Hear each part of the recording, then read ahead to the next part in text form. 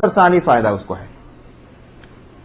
لیکن یہ جہاد جو ہے دین کی حفاظت کا عمل جو ہے اس کا فائدہ کس کو ہے؟ صرف اس کو تھوڑا ہی، پورے کمیونٹی کو ہے. اس کا فائدہ ایک ٹائم کے لیے نہیں ہے بلکہ ہمیشہ کے لیے ہے. اس واسطے کہ جب دین محفوظ ہو جائے گا تو آنے والی نسلیں بھی اس سے فائدہ اٹھائیں گی.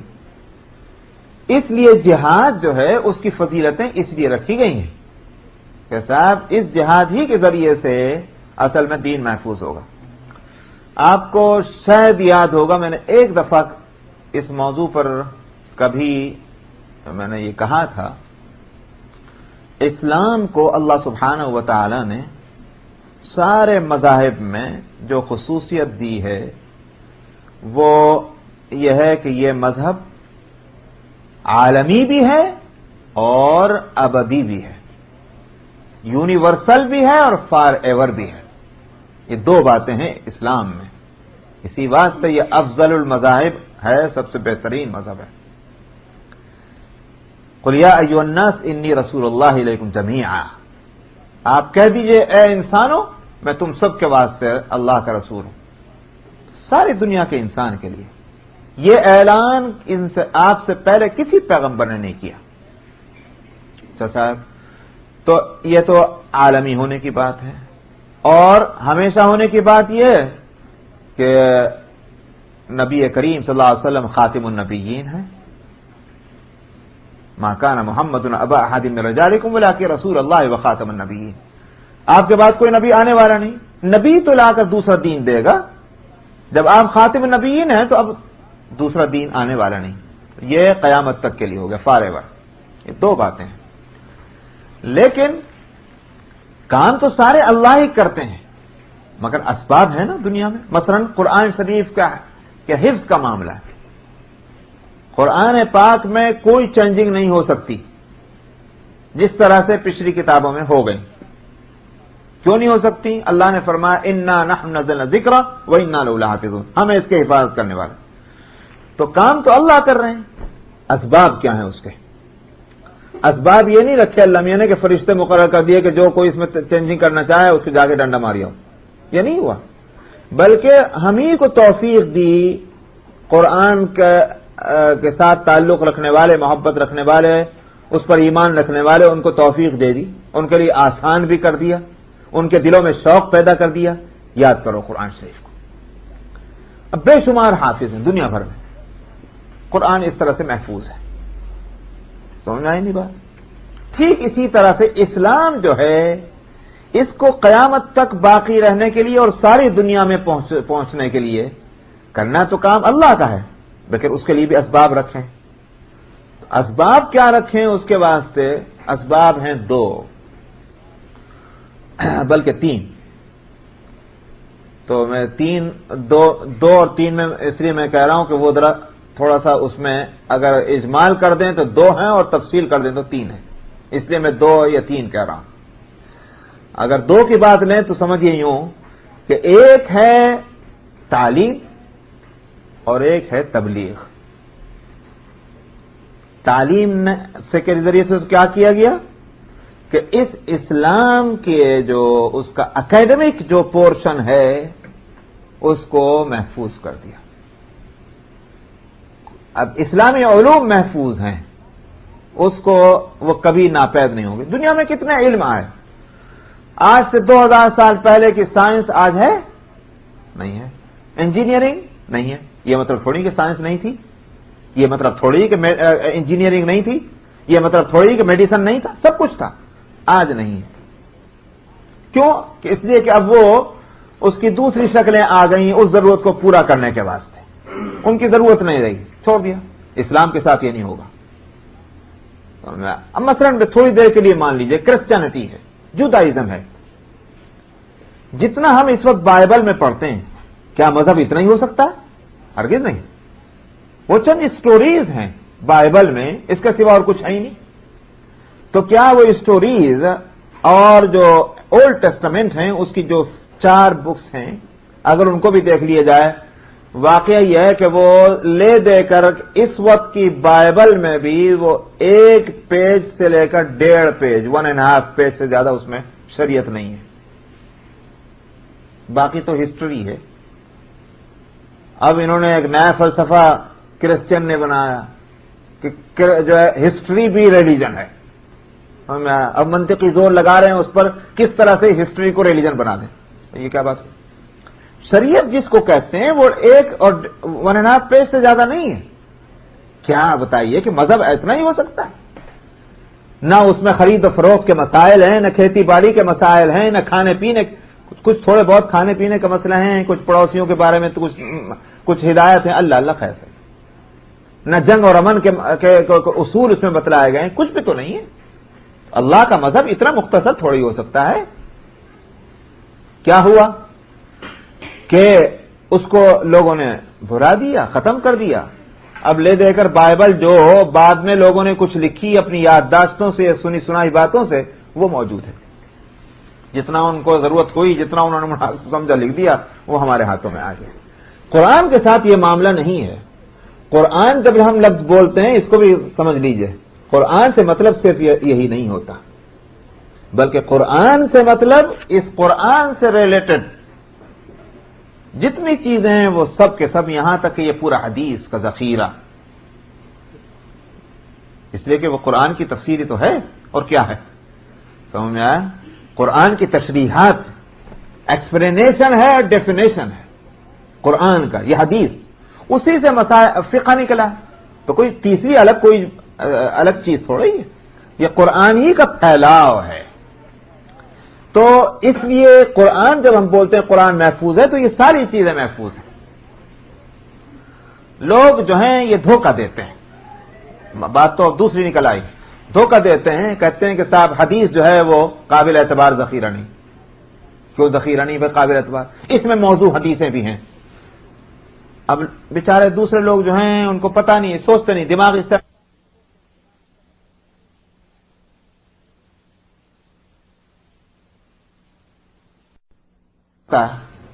بے وقوفوں محدثین کا بتایا ہوا اتنے تو اعتبار کر رہے ہو، لیکن محدثین نے جب یہ کہہ دیا کہ یہ موضوع ہے، یہ ضعیف ہے اور یہ قوی ہے، تو پھر اس کو کیوں نہیں مانتے؟ ان کا موضوع کہنا تو مانتے ہو، لیکن جب وہ کہتے ہیں کہ یہ حدیثیں قوی ہیں، اس کو نہیں مانتے. سمجھ میں آ رہی بات؟ تو حدیث جو ہے وہ اس کا بھی کبھی کچھ نہیں بگڑے گا. جو قوی ہو، ایک دفعہ کہہ دی گئی وہ قوی ہے، اس کو کوئی ضعیف نہیں ثابت کر سکتا. محدثین نے اتنا بڑا کام کر دیا ہے. ظاہر ہے کہ اللہ سبحانہ و تعالی. تو میں نے کہا یہ تعلیم نہیں دے قرآن. اسی واسطے نبی کریم صلی اللہ علیہ وسلم اللہ سبحانہ و تعالی ان کو بے شمار اجر دے امت کی طرف سے. امی ہیں لیکن آپ کی ہدایتیں ایسی امت کے واسطے ہیں کہ کوئی عالم بھی نہیں دے سکتا، کوئی اسکالر بھی نہیں دے سکتا. کہ آپ نے علم حاصل کرنے کی جو ترغیب جس طرح سے دی ہے، تو اس سے معلوم ہوتا ہے کہ انسان کی زندگی کا کوئی حصہ ایسا نہیں ہے کہ جس میں پیغمبر کی یہ ترغیب اس کے سامنے نہ ہو کہ اس کو علم حاصل کرنا ہے. اور میں اطلب العلم من المہد الى اللحد، پالنے سے لے کر کے اور مرتے دم تک، پالنے کی عمر سے، اسی لیے میں نے کہیں لکھا بھی تھا بچپن سے لے کے 55 تک علم حاصل کرنا. یہ پیغمبر نے بتایا. اگر آج یورپ اور امریکہ نے علم کے واسطے اس فلسفے کو مان لیا ہے کہ بوڑھے بھی پڑھ سکتے ہیں، ورنہ پرانا محاورہ تو یہ تھا کہ بوڑھے طوطے کہاں پڑھیں گے. لیکن یہ اگر آج نئی دنیا نے اس فلسفے کو لیا تو 1400 سال پہلے کیا یورپ نے بتایا تھا؟ یورپ کے پاس تو 1400 سال کیا مطلب ہے، 500 سال پہلے بھی علم نہیں تھا. لیکن یہ پیغمبر علیہ الصلاۃ والسلام جو امی تھے اور امیوں کے رسول تھے، ان کی یہ تعلیم تھی. پھر یہ کہ صاحب اس کا مت انتظار کرنا کہ وہ تمہارا مدرسہ، تمہارا اسکول، تمہارا کالج، تمہاری یونیورسٹی تمہارے گاؤں اور تمہارے کھیڑے کے اندر ہو. اس کا مت انتظار کرنا، یہ ایکسکیوز نہیں قبول ہوگا. فرمایا کہ اطلب العلم ولو کان بالسین، علم حاصل کرو اگر تمہیں اس کے لیے اقصی مشرق تک، فار ایسٹ تک جانا پڑ جائے، کہیں بھی جاؤ علم حاصل کرو. تو نبی بھی ایسے، ان کے ماننے والے بھی ایسے. کیا عمل کر کے بتایا؟ ایک ایک حدیث کے واسطے، ایک ایک حدیث کے لیے لوگوں نے مدینے سے دمشق کا پیدل سفر کیے ہیں. افریقہ گئے ہیں، انڈیا گئے ہیں، کہاں کہاں نہیں گئے علم حاصل کرنے کی. تو میرا مطلب یہ ہے کہ تعلیم جو ہے وہ ایک ذریعہ ہے اسلام کو محفوظ کرنے کا. اسلامی علم محفوظ ہوگا تو وہ چیز بھی محفوظ ہوگی. تبلیغ کے ذریعے سے کیا ہوا؟ تبلیغ رکھی گئی. تبلیغ کا مطلب کیا ہے؟ جن تک دین نہیں پہنچا ہوا ان تک دین پہنچا دینا. اللہ سبحانہ و تعالی نے نبی کریم صلی اللہ علیہ وسلم کے لیے فرمایا یا ایھا الرسول بلغ ما انزل الیک، آپ اس کو پہنچا دیجئے جو چیز آپ پر اتاری گئی ہے. فإن لم تفعل فما بلغت رسالتہ، اگر آپ نے یہ کام نہیں کیا تو آپ نے حق رسالت ادا نہیں کیا. واللہ یعصمک من الناس، اور اس میں خطرات ہیں. بے شک پتھر کھانے پڑیں گے، راستے میں کانٹے بچھیں گے، لوگ گالیاں دیں گے، گلے کے اندر چادر ڈال کر اس کو جو ہے اس کو تمہارا گلا گھونٹیں گے، یہ سب کریں گے. واللہ یعصمک من الناس، لیکن اللہ آپ کی حفاظت کریں گے. اسی لیے مفسرین نے اس آیت کے ذیل میں لکھا ہے کہ مسلمانوں کی حفاظت کے لیے قرآن نے ایک نسخہ دے دیا ہے. مسلمان نبی کا وہ چھوڑا ہوا کام کہ دین کو غیر مسلموں تک پہنچانے کا کام کرتے ہیں، اللہ ان کی حفاظت کرتے رہیں گے. کیونکہ نبی کی حفاظت کے لیے بھی یہی کنڈیشن لگائی ہے، یہ شرط رکھی ہے، ہم آپ کی حفاظت کریں گے، آپ تبلیغ دین کرتے رہیے. تو جو بھی کرے گا اللہ اس کی حفاظت کریں گے. تو فما بلغت رسالتہ، تو نبی کریم صلی اللہ علیہ وسلم نے ہدایت کو اللہ نے ہدایت دی اور نبی نے امت کو ہدایت دے دی.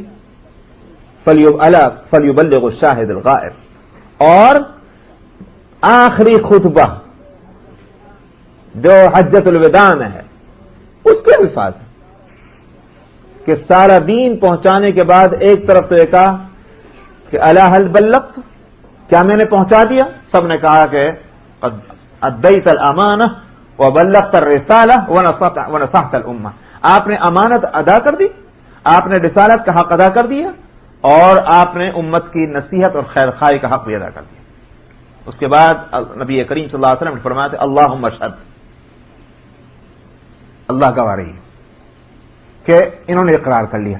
کل کو یہ نہ ہو کہ صاحب کل کو یہ منہ کر جائے، اس لیے آپ گواہ ہو جائیے کہ صاحب انہوں نے اقرار کر لیا. کیوں کہ نبی کو اس بات کا وہ بات جو قرآن شریف میں ہے وَإِذْ يَجْمَعُ اللَّهُ الرُّسُلَ فَيَقُولُ مَاذَا أُجِبْتُمْ، قیامت میں اللہ سبحانہ و تعالیٰ پیغمبروں سے پوچھیں گے میں نے تم کو رسول بنا کے بھیجا تھا، کیا ہوا تمہارا؟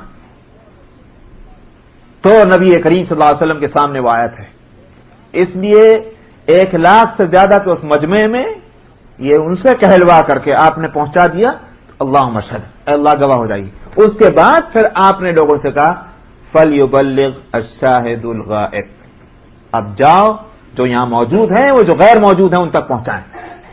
اور صحابہ نکل کھڑے ہوئے. ورنہ میں کہتا ہوں کہ جن کو یہ بات معلوم تھی کہ مکہ مکرمہ میں حرم مکی کے اندر ایک نماز کا ثواب 1,00,000 نمازوں کے برابر ہے، اور حرم نبوی میں ایک نماز کا ثواب 50,000 نمازوں کے ثواب کے برابر ہے، آخر کیا ہوا تھا کہ ان صحابہ نے ان حدیث کو جاننے کے باوجود وہ نہ مکے میں رہے نہ مدینے میں رہے؟ اس لیے کہ جس نبی نے فضیلت بتائی تھی اس نبی نے ان کو ہدایت کی تھی نکل کھڑے ہو، اور سب نکل کھڑے ہوئے. تو تبلیغ کا مسئلہ. اب یہ دو چیزیں، اس سے کیا ہوا؟ دنیا میں پھیل گیا دیکھ. تو تبلیغ کو روک، جس طرح سے تعلیم کا چھوڑ دینا، یہ بھی آج میں بتا رہا ہوں آپ سے، کاش میرے سننے والے اس بات کے ہزاروں سے ہوتے.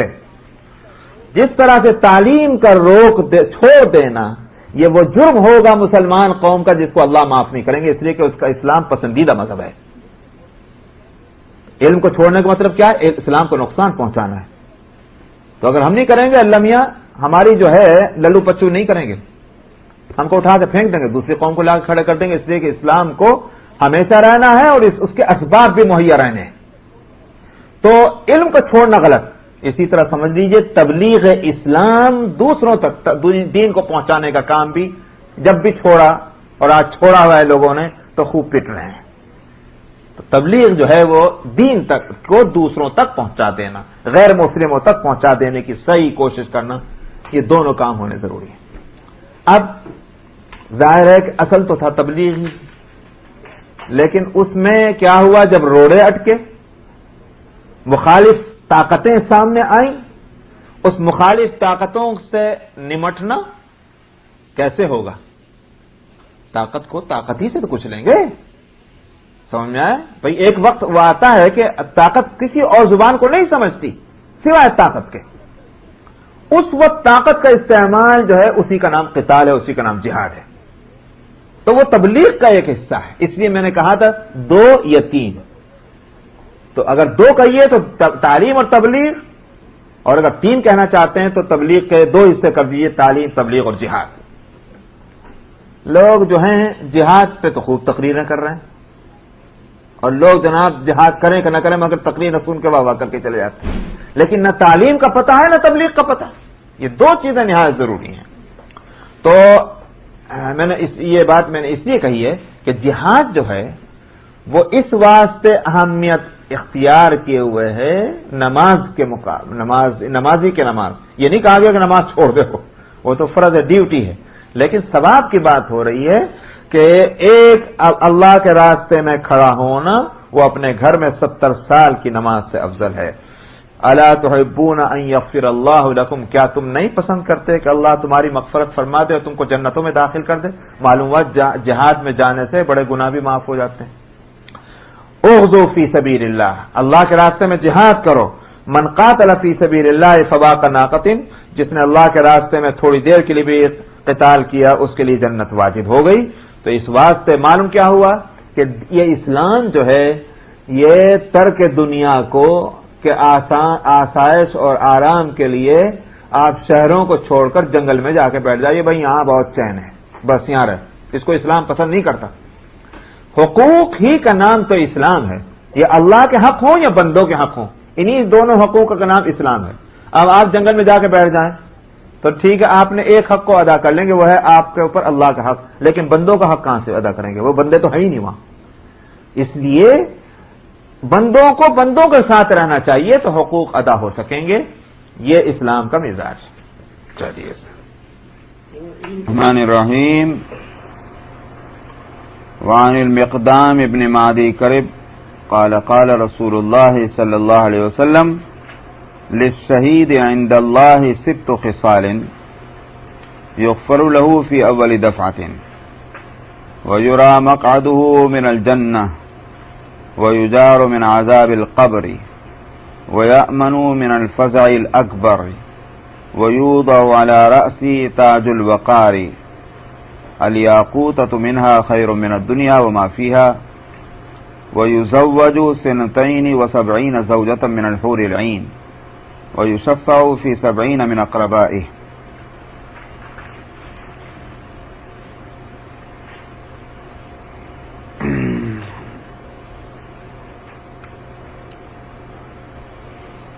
مقدام ابن معدی کرب رضی اللہ عنہ سے روایت ہے، انہوں نے کہا کہ رسول اللہ صلی اللہ علیہ وسلم نے فرمایا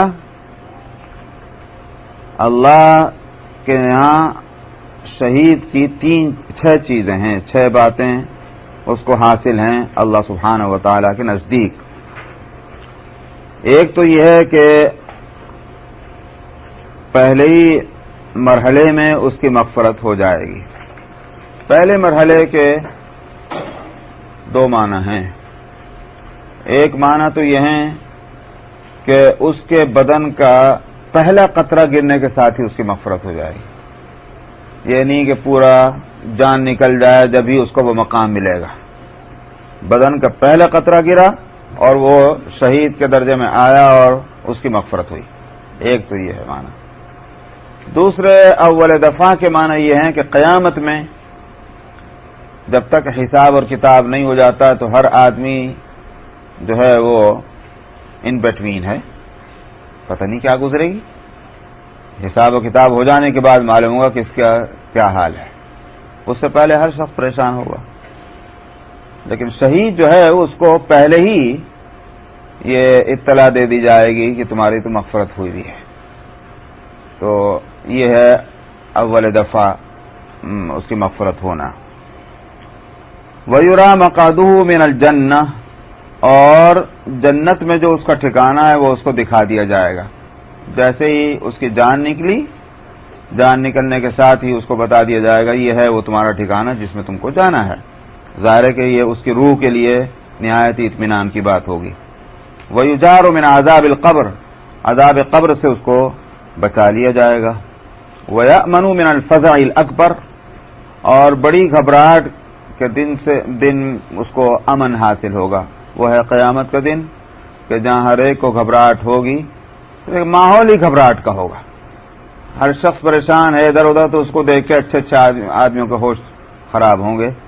لیکن اس دن اس کو اللہ سبحانہ و تعالیٰ کے طرف سے ہی اس کے دل کو وہ اطمینان اور سکون حاصل ہوگا کہ اس گھبراہٹ کا اثر اس کی طبیعت پر نہیں ہوگا.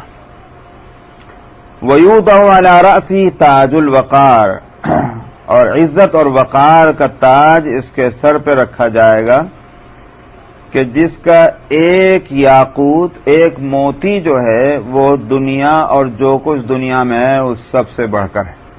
ایک موتی بھی اس کا ایسا ہوگا تو پورے تاج کا کیا حال ہوگا.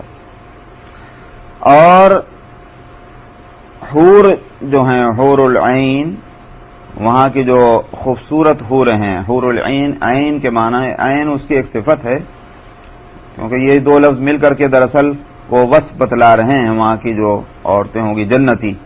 کیونکہ حور العین کہتے ہیں نہایت خوبصورت آنکھ والی تو وہی ان کا وہ نام پڑ گیا. تو حور عین میں سے 72 حوروں سے اس کی شادی کی جائے گی. وہاں نکاح کا اور شادی کا دراصل یہ تصور جو دنیا میں ہے وہ نہیں ہے. وہ دنیا ہی الگ ہے. وہاں تو یوں کہیے کہ روحانیت میں اضافہ اللہ کے قرب میں اور ترقی اور روح کے سکون اور اطمینان یہ اس کا وہاں سب سے بڑا مقصد ہوگا. وَيُشَفَّعُ فِي 70 مِنْ أَقْرَبَائِهِ اور اس کے رشتہ داروں میں سے 70 آدمیوں کے حق میں اس کی سفارش کو قبول کیا جائے ایک شہید کے. تو یہ ہے اس کا مقام. 6 باتیں اس کو حاصل ہیں.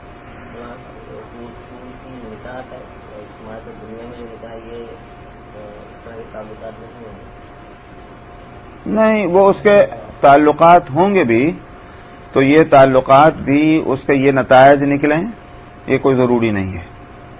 جیسے غذائیں ہیں غذائیں یہاں غذاؤں کا نتیجہ اور اثر دوسرا ہے وہاں کی غذاؤں کا نتیجہ اور اثر دوسرا ہے. مثلا یہاں کی غذاؤں سے انسان کے بدن میں خون بنتا ہے گندگی تیار ہوتی ہے. وہاں کی غذاؤں سے یہ نہیں ہوگا. وہاں کی غذاؤں سے انسان میں روحانیت نورانیت وہ پیدا ہوگی. تو بالکل ہی وہاں کا نظام بدلا ہوا ہوگا. اسی طرح سے نکاح جو ہے اس کا مقصد بھی خوشی مسرت روحانیت یہ ساری چیزیں اس سے حاصل ہوں گی.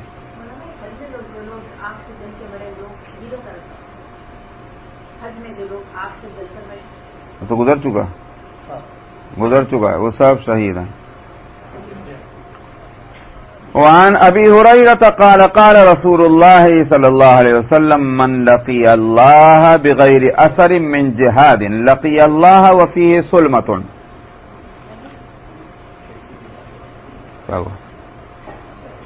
ابو ہریرہ رضی اللہ عنہ سے روایت ہے انہوں نے کہا کہ رسول اللہ صلی اللہ علیہ وسلم نے فرمایا جو اللہ سے اس حالت میں ملا کہ اس کے اوپر جہاد کا کوئی بھی اثر نہیں ہے تو وہ اللہ سے اس حالت میں ملے گا کہ اس کے دین میں نقصان ہوگا. جہاد کا کوئی اثر نہ ہونے کے معنی یہ ہیں کہ نہ تو کوئی زخم لگا نہ گرد و غبار اس پر پڑی کہ نہ کوئی محنت کا کوئی اثر اس پر ہے اور بلکہ دیکھا جائے تو جہاد کے اثر میں یہ بات بھی ہے کہ اس نے کبھی اس کی خواہش تک نہیں کی کہ اگر جہاد ہو تو میں اس میں شریک ہوں. یہ ساری باتیں ہیں. وعنه قال قال رسول الله صلی اللہ علیہ وسلم الشہید لا يجد علم القتل الا كما يجد احدكم علم القرصة.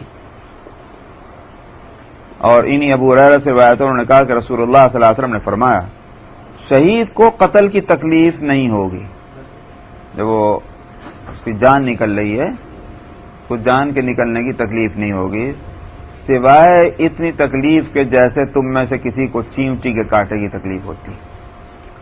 تو اس کے ظاہری معنی بھی ہے، اللہ میاں کو قدرت ہے. ہم دنیا میں دیکھتے ہیں کسی کو واقعی چیمٹی کے کانٹے کی بھی زیادہ ہی تکلیف ہو اور دوسرے کو جو ہے بچھو کے کانٹے کی بھی شاید اتنا نہ ہو، برداشت کر جائے. حالات اور بدن کی کیفیات میں بھی فرق ہوتا ہے. تو اللہ تعالیٰ ہو سکتا ہے کہ واقعتاً اس کے بدن کی حالت اس وقت ایسی کر دیں کہ اس کو تکلیف نہ ہو. دوسرے ایک اور بات یہ ہے کہ اصل میں تکلیف اور راحت جو ہیں وہ ایک دوسرے کے جب مقابل ہوں تو وہ راحت جو ہے اور آرام اور آسائش اس کا خیال تکلیف کو کم کر دیتا ہے. یہ جو اس کے سامنے جب جنت لائی جائے گی، یہ رہی جنت جس میں جا رہے تو ظاہر ہے کہ وہ تکلیف اس کی خود بخود کم ہو گئی. وعن ابی امامہ عن النبی صلی اللہ علیہ وسلم قال لیس شیء احب الی اللہ من قطرتین واثرین قطرۃ الدموع من خشیۃ اللہ وقطرۃ دم یحراق فی سبیل اللہ واما الاثران فاثر فی سبیل اللہ واثر فی فریضۃ من فرائض اللہ تعالی. ابو حمامہ باہلی سے روایت ہے اور نبی کریم صلی اللہ علیہ وسلم سے بیان کرتے ہیں کہ آپ نے فرمایا کہ اللہ کے نزدیک 2 قطروں سے اور 2 نشانوں سے بڑھ کر کوئی نشان نہیں ہے. سب سے زیادہ پسندیدہ 2 قطرے اور 2 نشان ہیں. 2 قطرے کون سے؟ ایک تو وہ آنسو کا قطرہ جو اللہ کے خوف اور خشیت سے گرے، خدا کے خوف سے آنسو جو گرے گا یہ قطرہ اللہ کو بہت پسند ہے. اور ایک خون کا وہ قطرہ جو اللہ کے راستے میں گرے. تو یہ تو 2 قطرے ہوئے. جہاں تک نشانوں کا تعلق ہے وہ 2 نشان، تو ایک نشان تو ہے جو اللہ کے راستے میں لگے، جیسے کوئی زخم لگ جائے، کوئی چوٹ پھینٹ لگ جائے، سمجھ میں آیا؟ یہ سارے نشانات، یہ نشان جو ہے یہ اللہ کو پسند ہے. اور ایک نشان وہ ہے جو اللہ کے فرائض ادا کرنے میں لگ جائے. مثال کے طور پر یہ ہے کہ اللہ کے فرائض ادا کرنے میں نماز پڑھتا ہے آدمی، نماز کے پڑھنے میں بھی نشان لگ جائے، کپڑوں پہ دھبا لگ جائے، بدن کو دھبا لگ جائے نماز کے پڑھنے میں، یا جو بھی اس طرح کی صورت ہے، یہ نشانات جو ہیں یہ 2 نشان اللہ کو بہت پسند ہیں.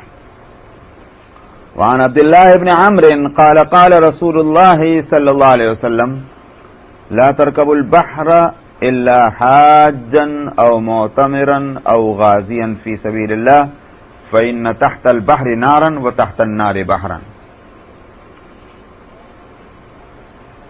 عبداللہ ابن عامر ابن العاص رضی اللہ عنہما سے روایت ہے، انہوں نے کہا کہ رسول اللہ صلی اللہ علیہ وسلم نے فرمایا سمندر کا سفر مت کرو الا یہ کہ حج کرنے جا رہے ہو یا عمرہ کرنے جا رہے ہو یا اللہ کے راستے میں جہاد کرنے کے لیے جا رہے ہو.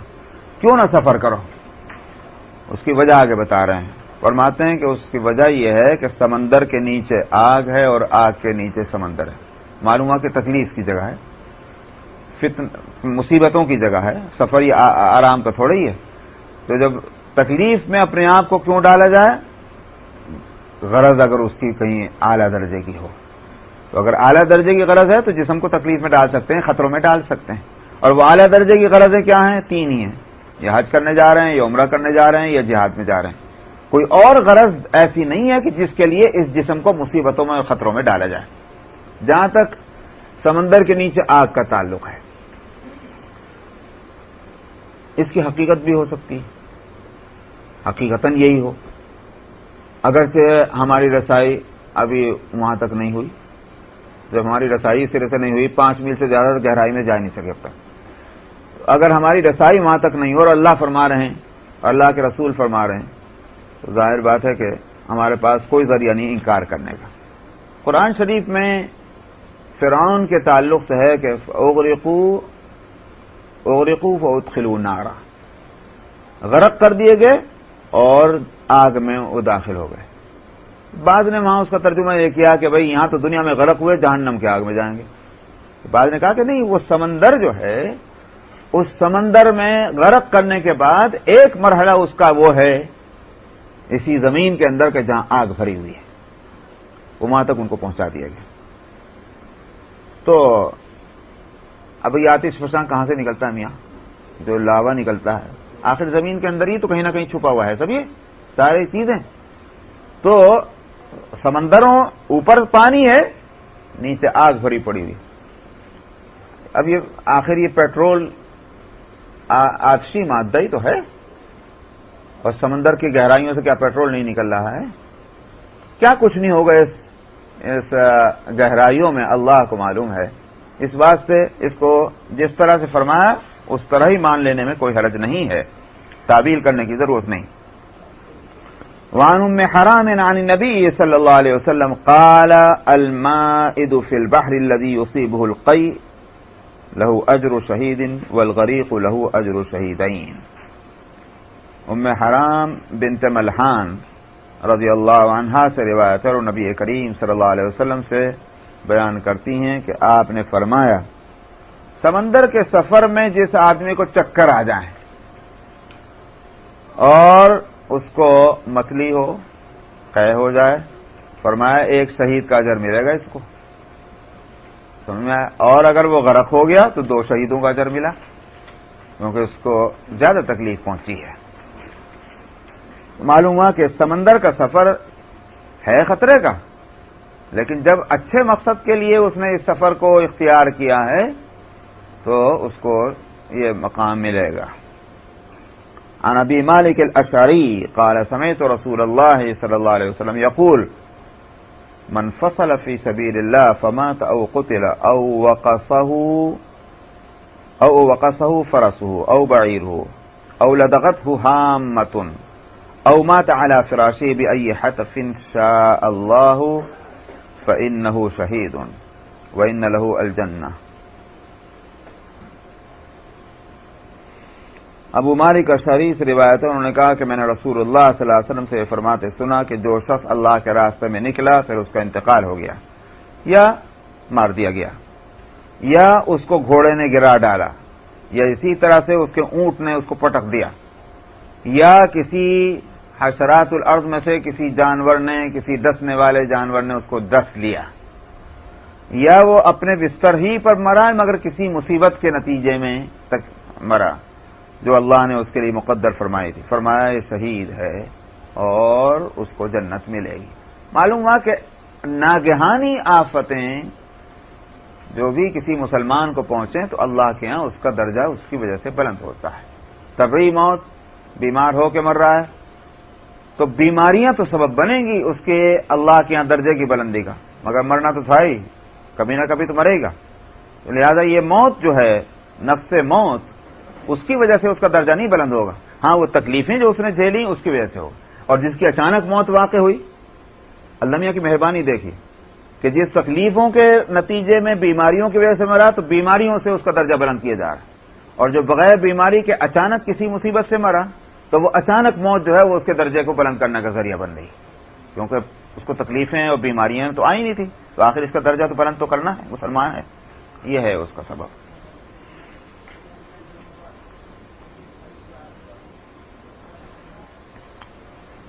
وعن عبد الله بن عمرو ان رسول الله صلى الله عليه وسلم قال قفلة كغزوة.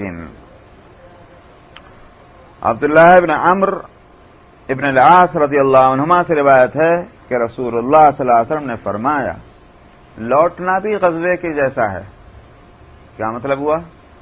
غزوہ ختم ہو گیا، جو ملنا تھا مل گیا، ختم، دشمن چلا گیا، اب گھر واپس آ رہے تو بظاہر تو یہ ہے کہ وہاں سے چلنا گھر کے واسطے ہے، تو اب جو ثواب ملنا تھا وہ تو وہیں تو ختم ہوا، آگے تو گھر آ رہے ہیں، تو لہذا اس کا ثواب کچھ نہیں ہونا چاہیے. لیکن فرمایا کہ نہیں، یہ لوٹنا بھی غزوہ ہی ہے.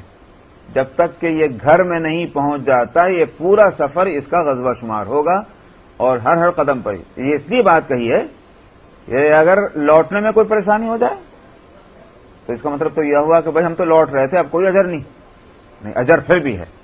تو یہ پورا سفر جو ہے یہ غزوے میں ہوگا. حاجی کے لیے بھی یہ فرمایا کہ جو حج کے لیے گیا ہے جب تک وہ واپس نہیں آ جاتا، اپنے گھر میں نہیں گھس جاتا، وہ حاجی ہے. اسی واسطے یہ کہ اس کو جب ملے حج سے واپس آنے والا تو گھر میں اس کے داخل ہونے سے پہلے اس سے ملو اور اس سے اپنے دعا کے لیے کہو، اس لیے کہ اس کی دعا قبول ہوگی. جب تک یہ گھر نہیں پہنچ جاتا اس کا سفر حج ہے. تو یہاں بھی غزوے میں یہی صورت ہے.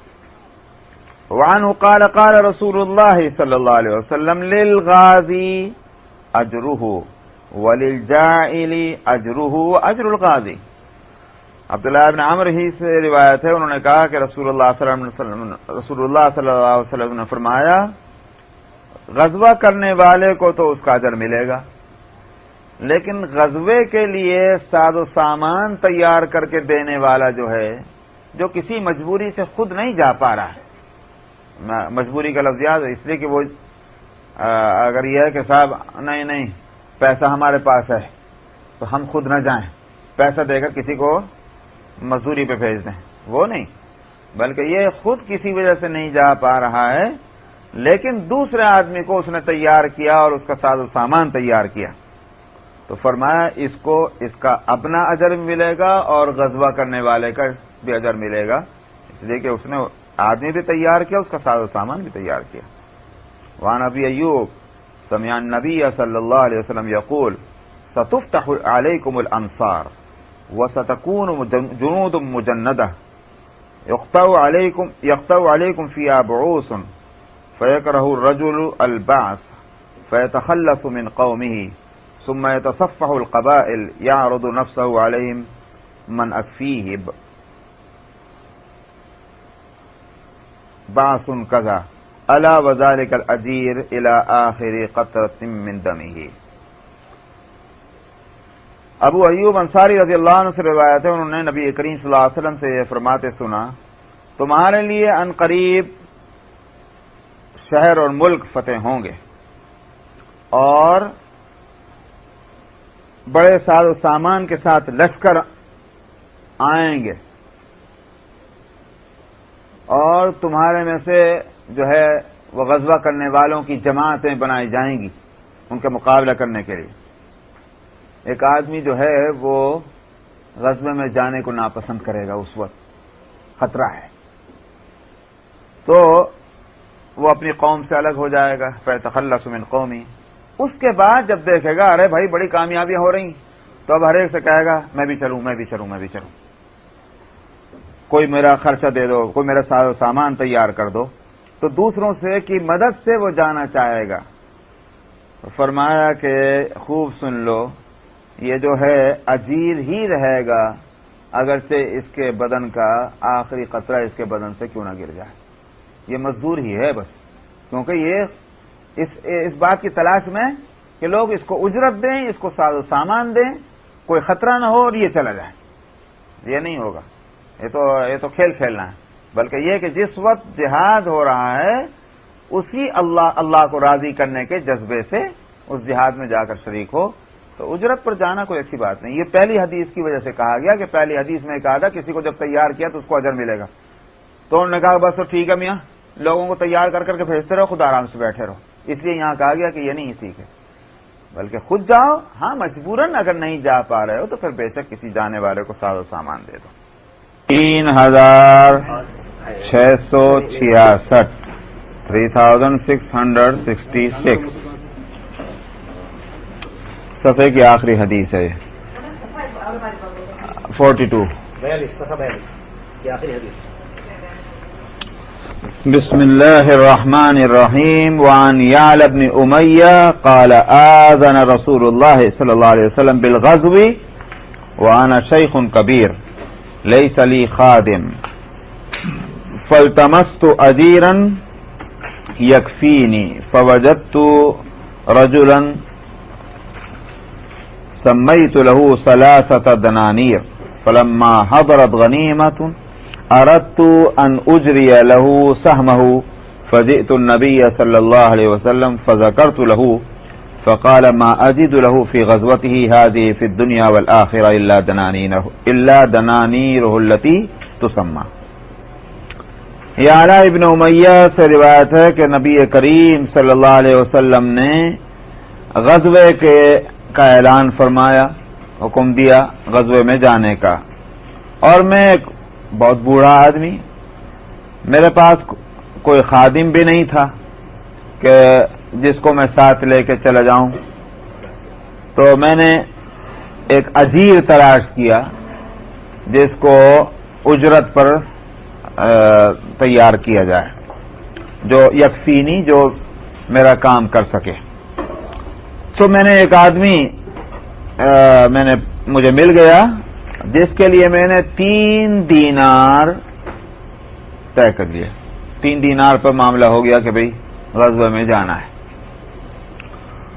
غزوہ جب ختم ہوا اور مال غنیمت آیا، فلما حضرت غنیمہ، تو میں نے اس کا ارادہ کیا کہ میں اس کا بھی حصہ لے لوں، کہ اس اجیر کا الگ سے حصہ اس کو مل جائے. 3 دینار تو میں دوں گا، لیکن غنیمت بھی اس کو، مال غنیمت بھی ملے اس کو. مال غنیمت کے بارے میں سبھی کو معلوم ہے کہ بھئی اس کا ایک حصہ نکال کر کے، خمس نکال کر 5واں حصہ بیت المال کو دے کر، بقیہ جو ہے وہ مجاہدین پر تقسیم ہوتا ہے جنہوں نے اس میں شرکت کی ہے. تو میں نبی کریم صلی اللہ علیہ وسلم کی خدمت میں حاضر ہوا اور میں نے صورتحال بتائی، یہ ہوا تھا، لہذا میں چاہتا ہوں کہ اس کو بھی حصہ مل جائے.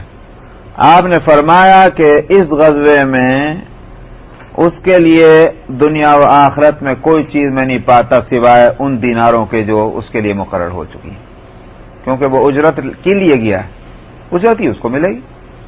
تو اگر وہ اللہ کے واسطے جو ہے غزوے کے لیے جاتا تو پھر اس کو مال غنیمت میں حصہ ملتا. وہ تو 3 دینار کے واسطے گیا، وہی 3 دینار اس کو ملیں گے. اسی لیے فقہا کا اس میں یہ بحث ہوئی ہے کہ ایسے صورت میں کیا ہونا چاہیے. حدیث سامنے ہے. تو بعض فقہا کا کہنا یہ ہے کہ اگر کسی شخص کو اجرت پر لے جایا گیا خدمت کرنے کے واسطے، اس سے غزوے میں حصہ لینے کی بات نہیں کہی گئی. میں نے کہا ہم غزوے میں جا رہے ہیں تو ہمارا کام کرو گے، ہمارا گھوڑے کی خدمت کرنا، گھاس چارے کی خدمت کرنا، ہمارا کھانا پکانا وغیرہ وغیرہ. اور اس نے یہ سب کام کرنے کے ساتھ غزوے میں بھی حصہ لیا تو اس کو اجرت بھی ملے گی اور مال غنیمت بھی ملے گا، اس لیے کہ اس نے غزوے میں جو حصہ لیا وہ اپنے اس کیا نام ہے جو ایگریمنٹ تھا یا کانٹیکٹ تھا اس سے زیادہ ہے. لیکن اگر کسی شخص کو غزوے ہی کے لیے اجرت پر لے جایا گیا پھر اس کو صرف اجرت ملے گی، مال غنیمت نہیں ملے گا. یہ ہے بعض فقہا کا کہنا. امام احمد بن حنبل رحمۃ اللہ علیہ کا کہنا یہ ہے کہ جس کو لے جایا گیا اجرت پر، اگرچہ اس نے غزوے میں حصہ نہ لیا ہو لیکن پھر بھی اس کو مال غنیمت ملے گا. وہ کہاں سے بھی کہہ رہے ہوں، لیکن یہ حدیث جو ہے ان کے خلاف جا کے پڑتی ہے.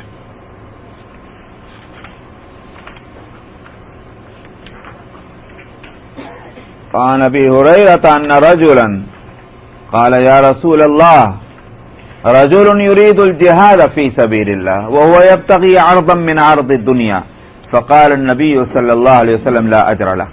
ابو ہریرہ رضی اللہ عنہ سے روایت ہے کہ ایک شخص نے کہا کہ یا رسول اللہ، ایک شخص جہاد فی سبیل اللہ کا ارادہ کرتا ہے اور اس حالت میں کہ وہ دنیا کے سامان میں سے کچھ سامان کے متلاشی ہے یا وہ اس کے لیے جا رہا ہے، مثلا مال غنیمت ملے گا یا کوئی اور چیز ملے گی، جو بھی ہوگا. نبی کریم صلی اللہ علیہ وسلم نے فرمایا اس کا کوئی اجر نہیں ہے. اس میں بھی فقہا نے یہ بات کہی ہے کہ یہ اس صورت میں ہے جبکہ اس نے نیت جو ہے وہ جہاد کی نہ ہو، بلکہ اسی سامان کی نیت کی ہے، چلا گیا جہاد میں مگر گیا کیوں؟ فلانی چیز کی وجہ سے، اس کا کوئی اجر نہیں ہے. لیکن اگر کوئی شخص جہاد ہی کے لیے جا رہا ہے، جہاد ہی کی نیت ہے، ساتھ میں ذہن میں یہ بھی ہے کہ بھائی مال غنیمت ملے گا یا اور کوئی اسی طرح کی چیز، تو اس کو جہاد کا اجر ملے گا. وہ بات الگ ہے کہ اعلیٰ درجے کا اس کا مقام نہیں ہے لیکن اجر ملے گا. ایسا ہے اس کی مثال، جیسے مثال کے طور پر کوئی شخص حج کو جائے، اب حج جا تو رہا ہے مگر قطعاً نیت اس کی حج کی ہے ہی نہیں، بلکہ نیت اس کی کیا ہے؟ بزنس کرنی اس موقع پر. تو اب جب جائے گا وہاں تو بھائی حاجیوں کے ساتھ مل کے حج بھی کر لے گا، لیکن اصل نیت اس کی کیا تھی؟ بزنس کرنے کی. اجر کہاں کو ملے گا اس کو؟ اس کے برعکس ایک شخص جو ہے وہ حج کے لیے جا رہا ہے مگر ظاہر بات ہے کہ پیسہ رکھ رہا ہے کہ میں اپنے بچوں کے واسطے فلاں سامان بھی لاؤں گا، کپڑا بھی لاؤں گا، گھڑیاں بھی لاؤں گا، فلاں بھی لاؤں گا، تو اب یہ نہیں کہیں گے کہ اس کو ثواب نہیں ملے گا. نیت تو اس کی حج ہی کی ہے، ساتھ میں اور بھی پروگرام ہیں اس کے سمجھ میں آیا وہ کرنے کے. تو اس کو اجر ملے گا. ہاں ایک شخص یہ کہ مجھے کوئی کام نہیں کرنا, میرا اپنا سارا وقت ساری انرجی جو کچھ بھی ہے میں تو حج میں لگاؤں, مجھے کچھ اور کام نہیں کرنا, ظاہر ہے کہ بڑی بات ہے, تو اس کا اجر بھی بہت بڑا ہوگا کہ اس نے سارے اپنے مفادات دنیا کے جو ہیں ان سب کی طرف اپنے آپ کو نہیں لگایا, پوری توجہ اللہ اور اس کام کی طرف لگائیے, اس کا اجر زیادہ ہوگا. مگر اس آدمی کو اجر سے محروم نہیں کہیں گے. تو یہ صورت ہے یہاں بھی جہاد میں بھی. وعن معاذ قال قال رسول اللہ صلی اللہ علیہ وسلم الغزو غزوان فاما من ابتغى وجه الله واطاع الامام وانفق الكريم وياسر الشريك واجتنب الفساد فان نومه ونبهه اجر كله واما من غزا فخرا ورياء وسمعة وعصى الامام وافسد في الارض فانه لم يرجع بالكفاف. معاذ ابن جبل رضی اللہ عنہ سے روایت ہے, انہوں نے کہا کہ رسول اللہ صلی اللہ علیہ وسلم نے فرمایا غزوے دو طرح کے ہیں, یعنی جنگ, یا یوں کہیے کہ غزوہ کرنے والے غازی جو ہیں دو طرح کے ہیں. جو شخص اس لیے گیا کہ بس وہ اللہ کی رضا چاہتا ہے, سو اس نے ایک نیت تو اس کی یہ ہوئی, اور عمل اس کا یہ ہے کہ جو امام ہے, جو لیڈر ہے, کمانڈر ہے, اس کی اطاعت اس نے کی اور اپنی جان کو اس نے اس میں لگایا. کریمہ سے مراد یہاں جان ہے, اپنی جان اس نے لگائی. ویاسر الشریک, اور جو اور شرکا تھے اس مہم میں ان کے ساتھ اس نے تعاون کیا. مطلب یہ کہ کسی کو تکلیف نہیں پہنچائی بلکہ یہ ہر ایک کی مدد کرنا, ہر ایک یہ بھی اس نے کیا. اور فساد سے بچایا, یعنی اب ظاہر ہے کہ غزوے میں ہیں اور جنگ میں, میدان جنگ میں ہیں, گھر سے دور ہیں, تو ذرا ذرا سی بات پہ آدمی کو غصہ آ سکتا ہے. ویسے بھی ملٹری لائف تو بڑی کیا ہوتی ہے, بڑی رف قسم کی ہوتی ہے. تو وہاں ذرا باتوں میں اگر فساد ہونے لگ جائے اور گڑبڑ ہونے لگ جائے تو کیا لڑائی ہوگی. اس لیے وجتنب الفساد, اور فساد سے اس نے اپنے آپ کو بچائے رکھا. فرمایا کہ اس کا سونا اور اس کا جاگنا سب کا سب جو ہے ثواب ہے, سبھی پر اس کو اجر ملے گا. اور وہ شخص کہ جس نے غزوے میں حصہ لیا فخر کے لیے, دکھلاوے کے لیے اور سماتن شہرت حاصل کرنے کے لیے کہ بھائی بڑے 30 مار خاں ہیں, اور اس نے امام جو لیڈر ہے اس کی بھی نافرمانی کی, اور وافسدہ فی الارض, اور اس نے فساد بھی, لڑائی جھگڑا, تو میں یہ وہ ساری چیزیں اس طرح کی, اور آج کے دور کے لحاظ سے کہا جائے تو بے حیائیاں بھی کی. یہ بھی فساد میں آ جائے گا نا, اس واسطے کہ آپ دیکھتے ہیں ملٹری کیا حرکتیں نہیں کرتی جی, دوسرے ملکوں میں جا کر کے خوب بیماریاں لے کے آتے ہیں وہاں سے اپنی حرکتوں کی وجہ سے. تو وہ اس میں فساد میں آ جائے گا سب. اور اس نے زمین نے فساد کیا, وہ نہیں لوٹ کے آئے گا کچھ بھی لے کر, یعنی کوئی بھی اجر, کوئی بھی ثواب اس کو ملنے والا نہیں ہے. اس سب کے لیے کفاف کا لفظ لائے ہیں.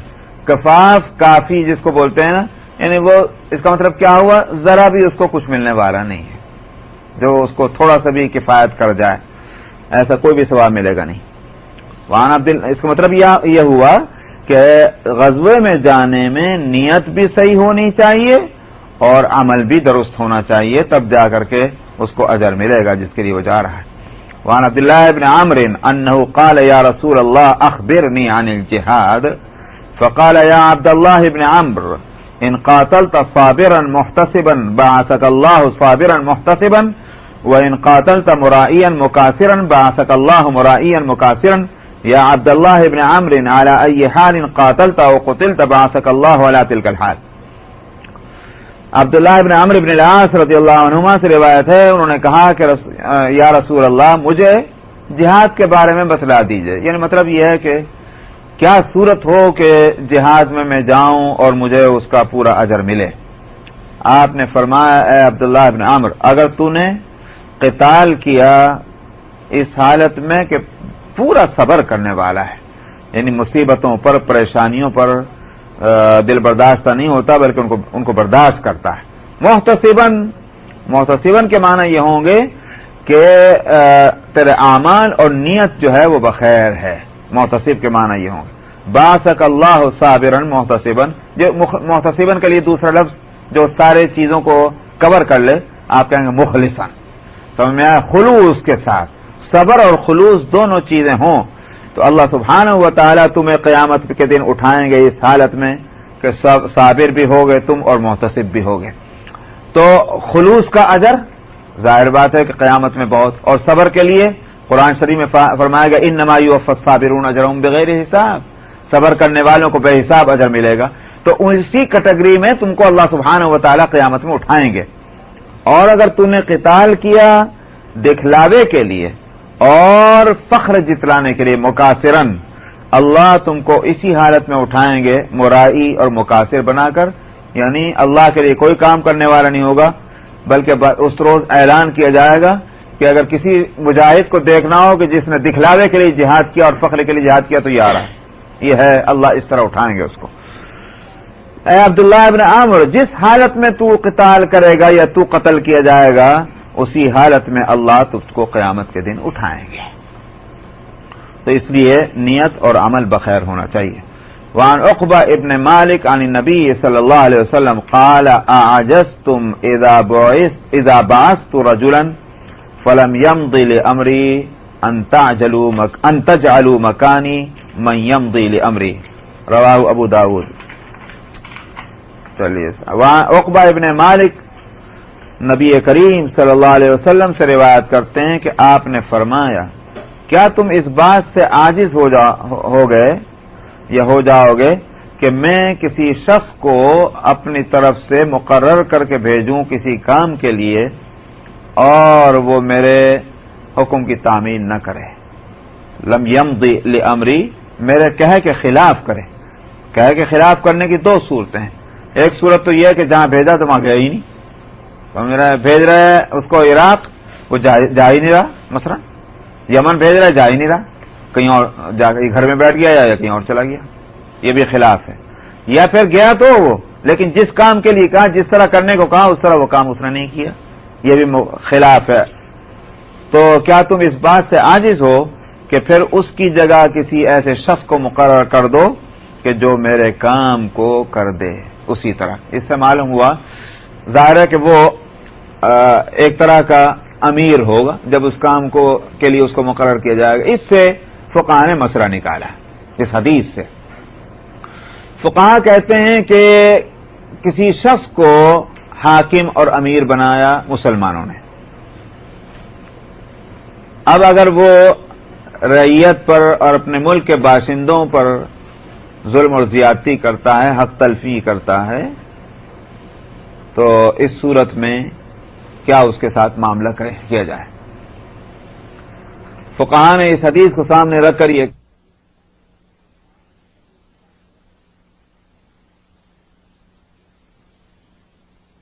زیادہ جانوں کو خطرہ ہے کہ اس کے ہٹانے سے زیادہ خطرہ ہے. یعنی اس کے ہٹانے کے وقت میں جو مقابلہ آ رہی ہوگی، سمجھ میں آیا، کیونکہ اس کی بھی طاقت ہے، اس کی بھی ایک قوت ہے، اس قوت سے ٹکرانا ہوگا. تو زیادہ نقصان جانوں کا کس صورت میں ہے؟ اگر زیادہ نقصان اس کو ہٹانے میں صبر کرو، اور اگر زیادہ نقصان اس کے رہنے میں ہے ہٹاؤ، اس کو معزول کر دو. تو یہ اس حدیث پہ غور کر کے فقہاء نے سارے مسائل نکالے ہیں. الفصل الثالث، ٹھیک ہو گیا. الفصل الثالث عن ابی امامۃ قال خرجنا مع رسول اللہ صلی اللہ علیہ وسلم فی سریۃ فمر رجل بغار فیہ شیء من ماء وبقل فحدث نفسه بأن يقيم فيه ويتخلى من الدنيا فاستأذن رسول الله صلى الله عليه وسلم في ذلك فقال رسول الله صلى الله عليه وسلم إني لم أبعث باليهودية ولا بالنصرانية ولكني بعثت بالحنيفية السمحة والذي نفس محمد بيده لغدوة أو روحة في سبيل الله خير من الدنيا وما فيها ولمقام أحدكم في الصف خير من صلاته 60 سنة. ابو امامہ باہلی رضی اللہ عنہ سے روایت ہے، انہوں نے کہا کہ ہم لوگ رسول اللہ صلی اللہ علیہ وسلم کے ساتھ ایک سریہ میں نکلے. سریہ کیا چیز ہے؟ ہیں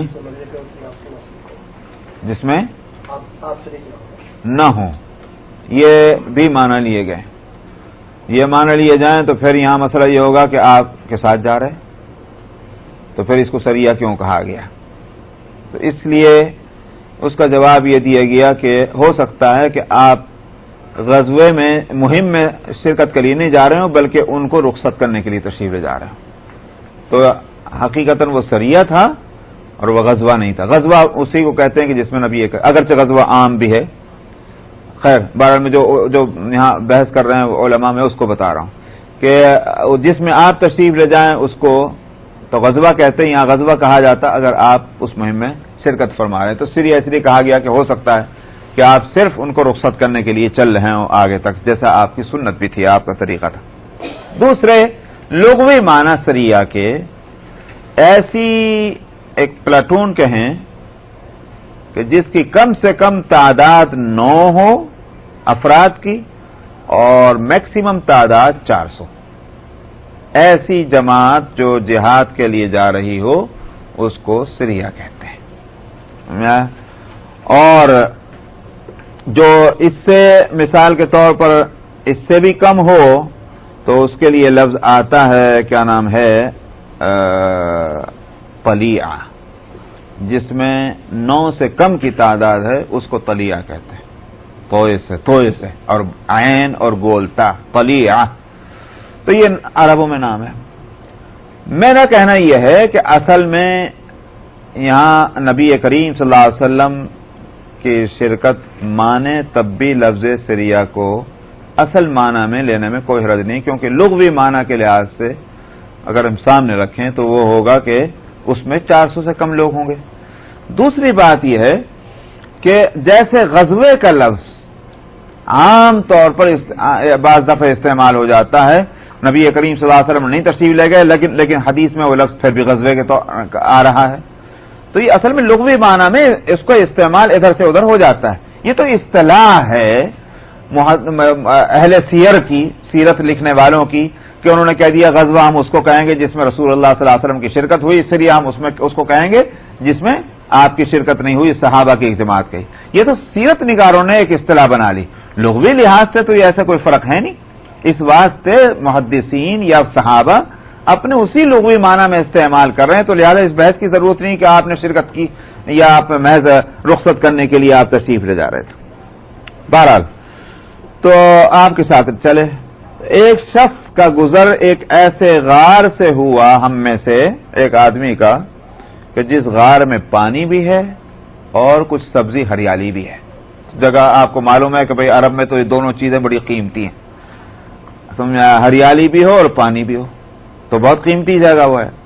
اس کے دل میں یہ بات آئی کہ یہاں قیام کر لوں اور دنیا سے کنارہ کر لوں، چھوڑو سب چیزیں، اپنا یہاں رہ لوں، یہ بہت اچھی جگہ ہے. تو اس نے نبی کریم صلی اللہ علیہ وسلم سے اس معاملے میں جا کر کے بات کی اور اجازت لی کہ یا رسول اللہ میرے دل میں یہ بات آئی تو مجھے اجازت ہو میں یہ کام کر لوں.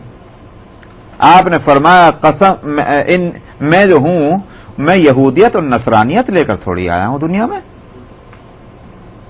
تو کیا مطلب ہوا؟ مطلب یہ ہے کہ رہبانیت ترک دنیا جو یہودیوں کے ہاں ہے، جو نصرانیوں کے ہاں، ان کے ہاں دین کا کمال کیا ہے؟ ساری دنیا کو چھوڑو، لات مارو اور کونے میں جا کے بیٹھ جاؤ. یہ ہے یہودیت، یہ نصرانیت. تو اب آپ دیکھ لیجئے کہ بھئی رابائی جو ہے کوئی کام نہیں کرے گا. رابائی ہے تو رابائی ہے، پریسٹ ہے کوئی کام نہیں کرے گا، پریسٹ ہے تو پریسٹ ہے، دنیا سے اس کا کوئی تعلق نہیں. تو یہ ہے یہودیت اور نصرانیت. ہندوستان میں جائیے ہندوؤں کے ہاں پنڈت جی کوئی کام نہیں کر رہے، سمجھا، خالی مندر کا رہ گئے، اپنا لنگوٹی باندھے اپنا وہیں جو ہے رام رام کرتے رہیے. تو کوئی کام دنیا کا نہیں. آپ نے فرمایا کہ میں یہودیت نصرانیت لے کر نہیں آیا ہوں، لیکن مجھ کو بھیجا گیا ہے ایک سیدھے صاف اور آسان دین دے کر، جس میں یہ ہے کہ دنیا ہی تو دین ہے. اگر دنیا سے ہٹ جائیے تو پھر دین کیا ہوا؟ دنیا میں رہ کر ہی دین کا کام کرنا ہے، یعنی اس ساری دنیا کو دین کے لیے استعمال کرنا ہے. یہ ہے اس کا مسئلہ. میں جو دین لے کر آیا آسان ہے، کھاؤ پیو، شادی کرو، بیاہ کرو، بزنس کرو، بیوپار کرو، سارے کام کرو، مگر اللہ کے حکموں پر چلتے رہو، یہ دین۔ قسم ہے اس ذات کی جس کے قبضے میں محمد کی جان ہے صلی اللہ علیہ وسلم، اللہ کے راستے میں شام اور صبح گزارنا، یعنی دن کا ایک حصہ گزارنا، چاہے صبح گزرے چاہے شام گزرے، فرمائے دنیا اور جو کچھ دنیا کے اندر ہے اس سے بھی بہتر ہے۔ ظاہر ہے کہ جس کو عبادت خانے میں جا کے بیٹھ جانا ہے، وہیں بس ہمیشہ کے واسطے وہ چلہ کشی کرتا رہے گا، اس کو کیا ضرورت پڑی جہاد میں جانے کی؟ اس لیے فرمایا کہ نہیں، دنیا میں رہو اور دنیا میں خیر پھیلانے کے لیے کوشش کرو، اگرچہ اس کے لیے جنگ کرنی پڑے، یہ ہے۔ اور یہ جو جدوجہد ہوگی یہ دنیا اور وہ مافیہا سے بہتر ہے، اس کے لیے ایک دین کا ایک حصہ بھی اگر گزارا جائے اس کے لیے۔ اور فرمایا تم میں سے کسی کا صف میں کھڑا ہونا 60 سال کی نمازوں سے بہتر ہے۔ اب صف میں کھڑا ہونا کہاں؟ کسی نے کہا جماعت کی نماز میں، کسی نے کہا جہاد کی صف میں۔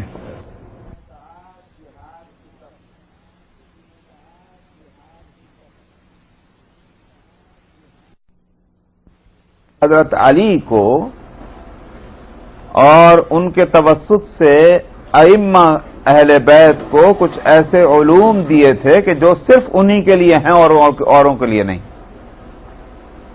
اس حدیث نے ابن عباس کے بتلایا کہ یہ بات نہیں ہے، ہماری کوئی خصوصیت نہیں ہے، بلکہ خصوصیت اگر معلوم بھی ہوئی تو یہ ہے کہ جو حکم سارے مسلمانوں کے لیے ہے وہ تمہارے واسطے بھی، اور تم کو زیادہ اس کی فکر کرنی چاہیے۔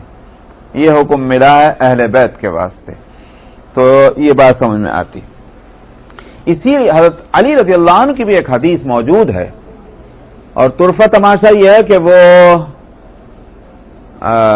کیا کتاب ہے ان کی، وہ نہیں البدایہ والنہایہ تو حافظ ابن کثیر کی ہے، نہج البلاغہ۔ نہج البلاغہ جو ہے، جس کے بارے میں بعض محققین کا کہنا یہ ہے کہ حضرت علی رضی اللہ عنہ کی ہے ہی نہیں، وہ تو بہت بعد میں 4th سنچری میں ایک آدمی تھا، اس نے لکھی، حضرت علی کی طرف منسوب کر دیا، لیکن اس میں حضرت علی رضی اللہ عنہ کے کچھ خطبات کو ضرور بے شک لیا گیا ہے۔ تو خیر پھر بھی اس میں یہ حدیث یہ موجود ہے حضرت علی رضی اللہ عنہ کا، کہ ان سے پوچھا تھا کہ آپ کی اہل بیت کی خصوصیت کیا ہے، کوئی آپ کو علم الگ سے کوئی ایسا ملا؟ انہوں نے فرمایا کہ ہمارے پاس کچھ نہیں ہے سوائے اس کے کہ جو کتاب اللہ میں ہے، اور جو انہوں نے اشارہ کیا کہ جو اس بستے میں ہے، اور اس بستے کے اندر جو موجود تھا وہ ان کے ساتھ وہ رہا کرتی تھی کہ جو حدیثیں لکھ کر کے اور وہ اس اپنے تھیلے میں ڈال دیا کرتے تھے۔ وہ اس کا محدثین بھی تذکرہ کرتے ہیں کہ جہاں یہ کہ صحابہ حدیث کی کتابت اور لکھائی کا کام کرتے تھے کہ نہیں کرتے تھے، تو جہاں اس میں اور صحیفوں کا ذکر آتا ہے وہاں اس بستے کا بھی ذکر آتا ہے۔ چمڑے کا ایک تھیلا تھا، حضرت علی رضی اللہ عنہ لکھ کر کے اس میں حدیثیں ڈال دیتے تھے، تو وہ حدیثیں اوروں کو بھی پاس تھیں۔ تو بہرحال یہ تھا۔ اچھا صاحب، وان علی قال اہدیت لرسول اللہ صلی اللہ علیہ وسلم بغلۃ فرکبها فقال علی لو حملنا الحمیر علی الخیل فكانت لنا مثل هذا فقال رسول الله صلى الله عليه وسلم انما يفعل ذلك الذين لا يعلمون۔ حضرت علی رضی اللہ عنہ سے روایت ہے، انہوں نے کہا کہ رسول اللہ صلی اللہ علیہ وسلم کو ایک خچر ہدیے میں دیا گیا، آپ اس پر سوار ہوئے، تو حضرت علی نے عرض کیا کہ اگر ہم بھی گھوڑوں پر گدھوں کو سوار کریں، یعنی مطلب تو اس صورت میں ہم کو بھی ایسی چیزیں مل جائیں گی، یعنی خچر ہم کو بھی مل جائیں گے، جیسے میں نے کہا کہ بھئی گدھے اور گھوڑے کے ملاپ سے خچر پیدا ہوتا ہے۔ تو رسول اللہ صلی اللہ علیہ وسلم نے فرمایا یہ کام وہ لوگ کرتے ہیں کہ جن کو علم نہیں ہے، یعنی کیا مطلب، وہی گھوڑے سے خچر حاصل کرنا گدھے کے ملاپ سے یہ کوئی اچھی بات نہیں ہے علم والوں کا، کیونکہ اعلیٰ درجے کی چیز تو گھوڑا ہے، خچر تو ادنا درجے کی چیز ہے، تو یہ علم کا حاصل تو یہ ہونا چاہیے کہ اعلیٰ چیز سے اعلیٰ ہی حاصل کریں، نہ کہ گھٹیا، تو وہی کراہت والی بات ہوئی۔ وعن انس قال كانت قبيعة سيف رسول الله صلى الله عليه وسلم من فضة حضرت یہاں چونکہ چل رہا ہے باب سامان جہاد کی تیاری کا، تو اس میں گھوڑوں کا اسی واسطے ذکر آیا. اب ہتھیاروں کے بارے میں بھی ہے کچھ. حضرت انس رضی اللہ عنہ سے روایت ہے، انہوں نے کہا کہ نبی کریم صلی اللہ علیہ وسلم کی تلوار کے قبضہ جو تھا، دستہ، اس کی جو کنارے تھے، وہ بتاؤں گا کنارے کون سے، جس کو قبیہ کہا جاتا ہے، وہ چاندی کا تھا. قبیہ کہتے ہیں جہاں پکڑتے ہیں نا تلوار کو، اور جہاں سے وہ پھل کا شروع ہوتا ہے، وہ ایک ایسے بنا ہوا ہوتا ہے نا رکاوٹ کے لیے، وہ کہلاتا ہے قبیہ. کیا سمجھ میں آگے نہیں ہے؟ دستے اور پھلکے کے بیچ میں جو ایک رکاوٹ ہوتی وہ ہے قبیہ. تو رسول اللہ صلی اللہ علیہ وسلم کے تلوار کا جو قبیہ تھا، یعنی قبضے کے کنارہ، وہ چاندی کا تھا. تو معلوم ہوا کہ ہتھیاروں میں چاندی یا سونے کا استعمال بقدر ضرورت، وہ تھوڑا سا استعمال ہو درست ہے. تو پورے چاندی سونے کے بنانے کی ضرورت نہیں نہ ہوا تو خیر ہوگا بھی نہیں، لیکن اس حد تک اجازت ہوئی، ورنہ تو ظاہر ہے کہ آپ کی تلوار میں ایسا نہ ہوتا.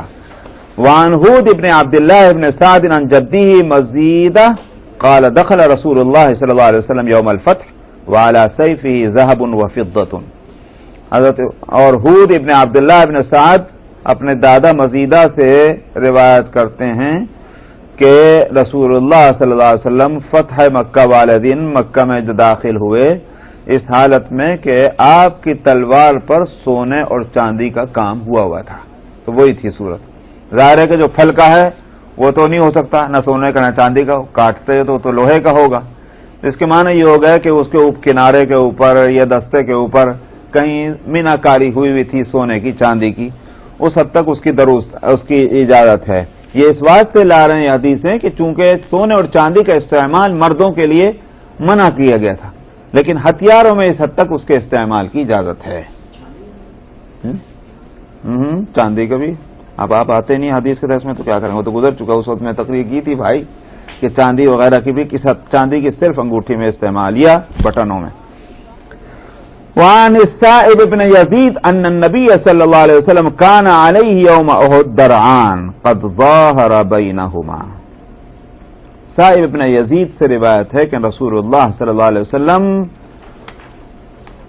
احد والے دن غزوہ احد میں آپ کے اوپر 2 زرہیں تھیں، ایک کے اوپر ایک آپ نے پہنی ہوئی تھی. ظاہر ہے کہ زرہ پہنی جاتی کیوں؟ حفاظت کے لیے، ہتھیاروں سے حفاظت کے لیے. 2 زرے پہننے کا مطلب مزید حفاظت. تو آپ نے جب اس کو استعمال کیا تو اس کے معنی یہ ہو گیا کہ یہ بات توکل کے خلاف نہیں ہے. کوئی یہ سوچنا عزیز صاحب جو ہوگا وہ اللہ کے حکم سے ہوگا، کیا ضرورت ہے، یہ غلط ہے.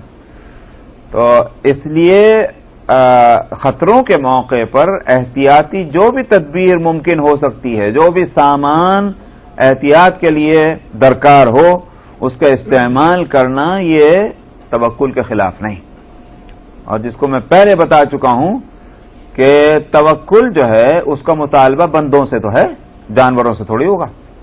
توکل ایک وصف ہے، ایک خلق ہے، اخلاق ہے، اس کا مطالبہ بندوں سے ہے. لیکن بندے سے کسی بھی ایسی چیز کا مطالبہ نہیں ہو سکتا جو اس کی بندگی کی پوزیشن کے خلاف ہو. بندگی عبدیت، اور عبدیت جو ہے وہ حاجت مندی کے اظہار میں ہے، استغنا کے اظہار میں نہیں. فرق سمجھ میں آ رہا نہیں آ رہا؟ بندہ جو ہے وہ تو وہی ہے کہ خداوندہ میں آپ کا بندہ ہوں، میں ہر چیز کا حاجت مند ہوں، میں مستغنی نہیں ہوں. تو اپنے استغنا کا اظہار کرے تو اس کا مطلب کیا ہوا؟ بندہ نہیں ہے. تو جتنا اپنے بندگی کا احساس ہوگا اتنا ہی حاجت مندی کا بھی اظہار ہوگا. تو توکل جو ہے اس کا مطلب کیا ہوا کہ توکل کے یہ معنی نہیں ہے کہ حاجت مندی کا اظہار مت کرو، مستغنی ہو جاؤ، بلکہ زیادہ سے زیادہ حاجت مندی بھی ظاہر ہو.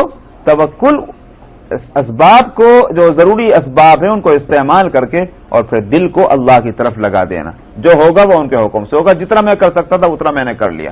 یہ ہے اصل میں توکل، اور یہی بندگی بھی ہے. اس لیے رسول اللہ صلی اللہ علیہ وسلم پورا بندوبست فرماتے تھے. ہاں اب یہ نہ ہو کہ صاحب فتوح شام میں واقعی نے یہ بات لکھی ہے کہ ضرار ابن ازور رضی اللہ عنہ جنگوں میں گھوڑے کی ننگی پیٹھ پہ بیٹھتے تھے، اور صاحب وہ ذرا تو ذرا جب جنگ زیادہ ہوتی تھی تو اپنا کرتا بھی اتار کے پھینک دیتے. تو وہ اس کو یوں نہیں کہیں گے کہ وہ سنت کے خلاف کر رہے ہیں یا ابدیت کے خلاف ہے. ان کی طبیعت یہ تھی کہ ان کو ان چیزوں سے الجھن ہوتی تھی. جیسے مثال کے طور پر آپ بھی اگر کوئی محنت کا کام کرتے ہوئے ہوں تو آپ کو یہ تھوڑی ہوگی کہ کوٹ پہنے ہوئے ہوں گے، شیروانی پہنے ہوئے ہوں گے، یا نہیں، اس سے الجھن ہوگی. تو ظاہر بات ہے کہ اور زیادہ محنت کا کام کر رہے ہوں گے تو آپ کپڑے آپ کے لیے الجھن بنیں گے تو آپ ان کو اتار کے پھینکیں گے. تو ضرار ابن ازور جو ہیں وہ جنگوں میں اس تندہی کے ساتھ لڑا کرتے تھے. جتنی جنگ میں جتنی شدت ہوتی تھی اتنا ہی ان کی پھرتی اور یہ بڑھتی جاتی تھی.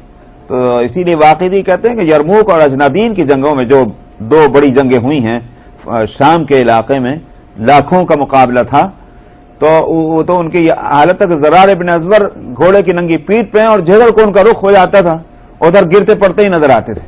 کہ اور یہ ہوتا تھا کہ صاحب جب شام کو لڑائی ختم ہوتی تھی تو ان کے دونوں ہاتھوں پر خون اس طرح سے جم جاتا تھا جیسے کلیجی جم جاتی، مار مار مار مار کے. اور اسی لیے جدھر کو ان کا رخ ہوتا تھا تو جو مقابلے میں دشمن ہوتے تھے وہاں سے ہٹتے تھے. وہ کہتے تھے کہ یہ انسان نہیں، یہ تو جن اور شیطان ہے کہ جدھر کو رخ کرتا.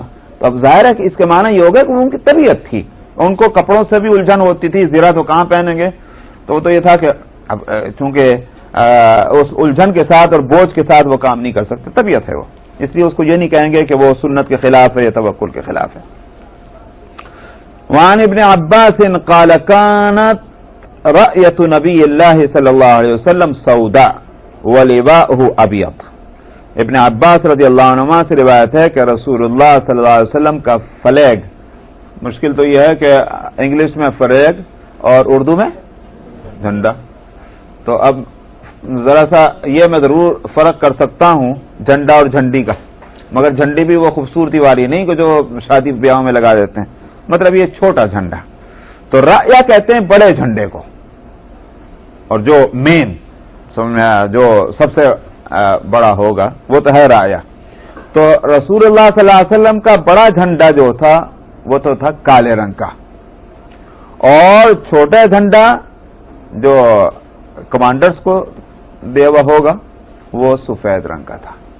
تو یہ رنگ بھی معلوم ہوا، لیکن کالے رنگ کا تھا اس کے معنی کیا ہیں وہ آگے یہ حدیث آ رہی.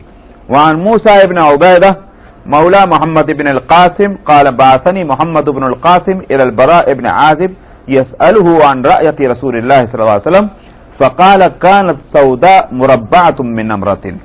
موسیٰ ابن عبیدہ جو آزاد کردہ غلام ہیں محمد ابن قاسم. یہ محمد ابن قاسم کون ہے جی؟ ابن ابی بکر، محمد ابن قاسم ابن ابی بکر، یہ ان کے آزاد کردہ غلام ہے موسیٰ ابن عبیدہ. تو وہ کہتے ہیں کہ محمد ابن قاسم نے مجھے برا ابن عازب رضی اللہ عنہ جو صحابی ہیں ان کے پاس بھیجا اور یہ پوچھنے کے لیے کہ رسول اللہ صلی اللہ علیہ وسلم کا جھنڈا کیسا تھا. تو برا ابن عازب نے کہا کہ رسول اللہ صلی اللہ علیہ وسلم کا جھنڈا چوکور، اسکوائر، سمجھا، یہ تو ہے مربع. اور نمرہ یعنی مطلب یہ ہے کہ جیسے نمدہ ہوتا ہے وہ، بلکہ یوں کہیے کہ دھاری دار، یہاں ہوگا دھاری دار کالا تھا. نمرہ ہے، نمر کہتے ہیں چیتے کو، سمجھا، چیتے کا جو کھال ہوتی ہے اس میں دھاریاں پڑی ہوتی ہے، نہیں، یہ وہ ہے نمرہ. تو مطلب یہ ہے کہ صرف کالا نہیں تھا بلکہ کالی دھاریوں والا تھا. تو ہو سکتا ہے کہ کالی اور سفید دھاریاں، زیادہ چونکہ کالا حصہ رہا ہوگا اس لیے پہلی حدیث میں کالا ہو گیا. تو حاصل یہ ہوا کہ صرف پیور بلیک نہیں تھا بلکہ دھاری دار تھا جیسے نمرہ جیسا ہوتا ہے. یہ تھے آپ کے جھنڈے کے ساتھ. اور وعن جابر ان النبی صلی اللہ علیہ وسلم دخل مکہ ولواؤہ ابیض.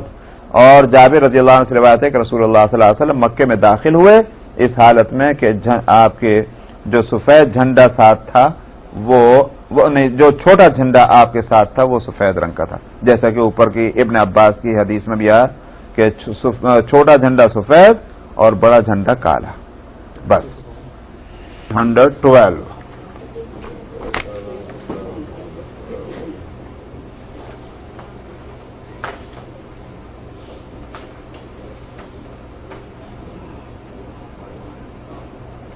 عن انس قال لم يكن شيء احب الى رسول الله صلی اللہ علیہ وسلم بعد النساء من الخیل. حضرت انس رضی اللہ، یہ بات ذہن میں ہوگی کہ یہ جہاد کے سامان کی تیاری کے سلسلے میں یہ باب ہے، اور اس میں حدیثیں آ رہی ہیں کہ تیر اور اسی طرح سے گھوڑا سواری وغیرہ وغیرہ. تو اس ذیل میں یہ حدیث ہے کہ حضرت انس رضی اللہ عنہ سے روایت ہے، انہوں نے کہا کہ کوئی چیز رسول اللہ صلی اللہ علیہ وسلم کو عورتوں کے بعد گھوڑوں سے زیادہ محبوب نہیں تھی. یہ اس لیے کہ ایک اور حدیث میں خود نبی کریم صلی اللہ علیہ وسلم یہ فرما چکے تھے، حببت الی من دنیاکم النساء، تمہاری دنیا میں جو چیزیں ہیں ان میں مجھے پسندیدہ میرے نزدیک جو ہے وہ عورتیں ہیں. یہ ایک ایسی حدیث ہے کہ جس کو اگر سرسری نظر سے کہیں ویسے ہی سن لیں و پڑھ لیں، اور خاص طور پر طبیعت میں سلامتی نہ ہو تو پھر بڑا ہی ایک اس سے اچنبھا ہوگا کہ، اور خاص طور پر میں نے اس لیے کہا سلامتی نہ ہونا اس واسطے کہ ہمارے نزدیک دینداری، تقوی اور طہارت اس چیز کا نام ہے کہ دنیا کی اچھی چیز بھی اس کو اچھی نہ لگتی ہو. حالانکہ یہ غلط ہے. اللہ تعالیٰ نے دنیا میں اچھی چیزیں بھی رکھی ہیں اور غلط چیزیں بھی رکھی ہیں، حلال بھی رکھی ہیں اور حرام بھی رکھی ہیں، گندی بھی رکھی ہیں اور پاک صاف بھی رکھی ہیں. اس کا نام تقوی نہیں ہوگا کہ گندی اور اچھی سب سے نفرت ہو، حلال اور حرام سب سے نفرت ہو، میلی اور صاف ستھری ہر ایک سے نفرت ہو. یہ تو تقوی نہیں ہے. اور یہ میں اس لیے کہہ رہا ہوں کہ جو بگاڑ آیا ہمارے اندر مسلمانوں میں، کچھ تو کرسچینٹی کی طرف سے، اور جو کچھ کمی رہ گئی تھی وہ ہندوازم کی طرف سے. کرسچینٹی کی طرف سے تو ہمارے ہاں جو بگاڑ آیا وہ ایک فکر تھا کہ ترک دنیا جو ہے وہ بہت بڑی چیز ہے. ان کے ہاں تو دین ہے ہی ترک دنیا کا نام. کوئی آدمی دیندار بن ہی نہیں سکتا جب تک کہ اگر مرد ہے یا عورت ہے تو وہ شادی نہ کرے، دنیا کا کوئی بزنس بیوپار نہ کرے، کھیتی باڑی نہ کرے، اس کی فیملی نہ ہو، کچھ نہ ہو، وہ جو ہے چرچ میں بیٹھا ہوا. یہ ہے دیندار. تو میں نے کہا کہ ترک دنیا جو ہے رہبانیت، جس کو نبی کریم صلی اللہ علیہ وسلم نے فرما دیا تھا لا رہبانیت فی الاسلام، اسلام میں رہبانیت نہیں ہے، ترک دنیا نہیں ہے. شکریہ. وہی رہبانیت ہمارے ہاں آئی، جہالت تھی نا یہ. تو میں نے کہا کچھ تو کرسچینٹی کی طرف سے، پھر رہی صحیح وہ ہندوؤں میں یہ ہوا کہ نہ صرف یہ کہ ترک دنیا بلکہ ترک لذت، وہ بھی اس کو یہ سمجھا گیا کہ یہ بڑے تقوی کی بات ہے، بڑے کمال کی بات ہے. تو اب وہ جو ہیں دیندار جو کہلاتے ہیں وہ ملنگ، بدن پہ کپڑے ہیں کہ نہیں کوئی فکر نہیں ہے. سمجھ میں آیا؟ وہ ان کے جتنا بدن ان کا میلا ہوگا اور جتنے بدحیت ہوں گے اتنا ہی وہ اعلیٰ درجے کے ہوں گے.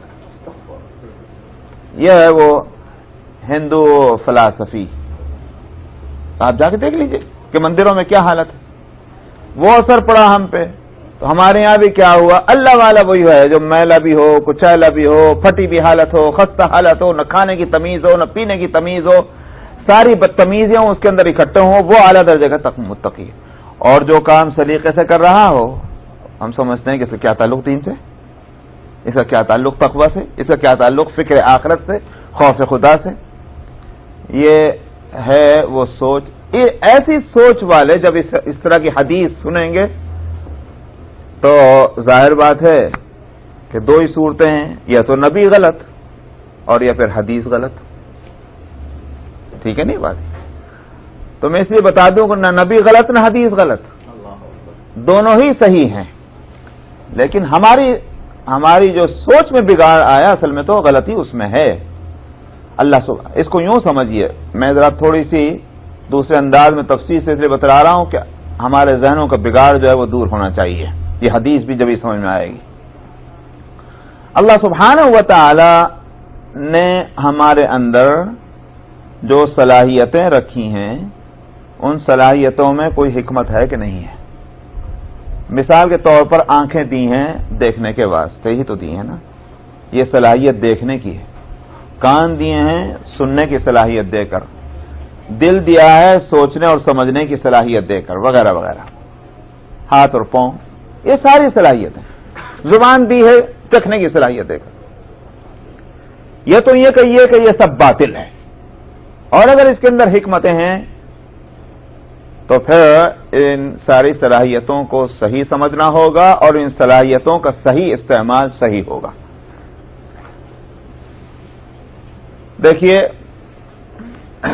قرآن شریف میں ایک آیت ہے کہ واللہ اخرجکم من بطون امہاتکم لا تعلمون شیئا وجعل لکم السمع والابصار والافئدہ قلیلا ما تشکرون. فرمایا کہ ہم نے تم کو تمہارے ماؤں کے پیٹ سے نکالا، تم کچھ نہیں جانتے تھے. کون کہہ سکتا ہے کہ میں ماں کے پیٹ سے نکلا تو میں ڈاکٹر تھا، میں ماں کے پیٹ سے نکلا تو انجینئر تھا، میں ماں کے پیٹ سے نکلا تو میں سائنٹسٹ تھا؟ ہے کوئی کہنے والا؟ لا تعلمون شیئا، کچھ نہیں جانتے تھے.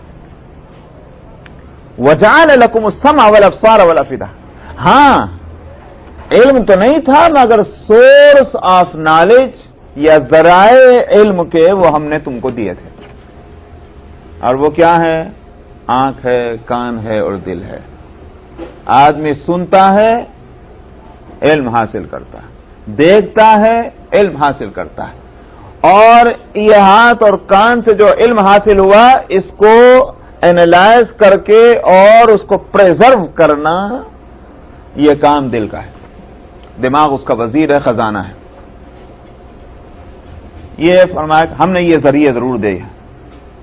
اسی لیے اور سنیے کہ سورہ الانسان کے اندر، اس کا نام بھی سورہ الانسانی ہے اور دوسرا نام سورہ دہر ہے، اس کی پہلی آیت کیا ہے؟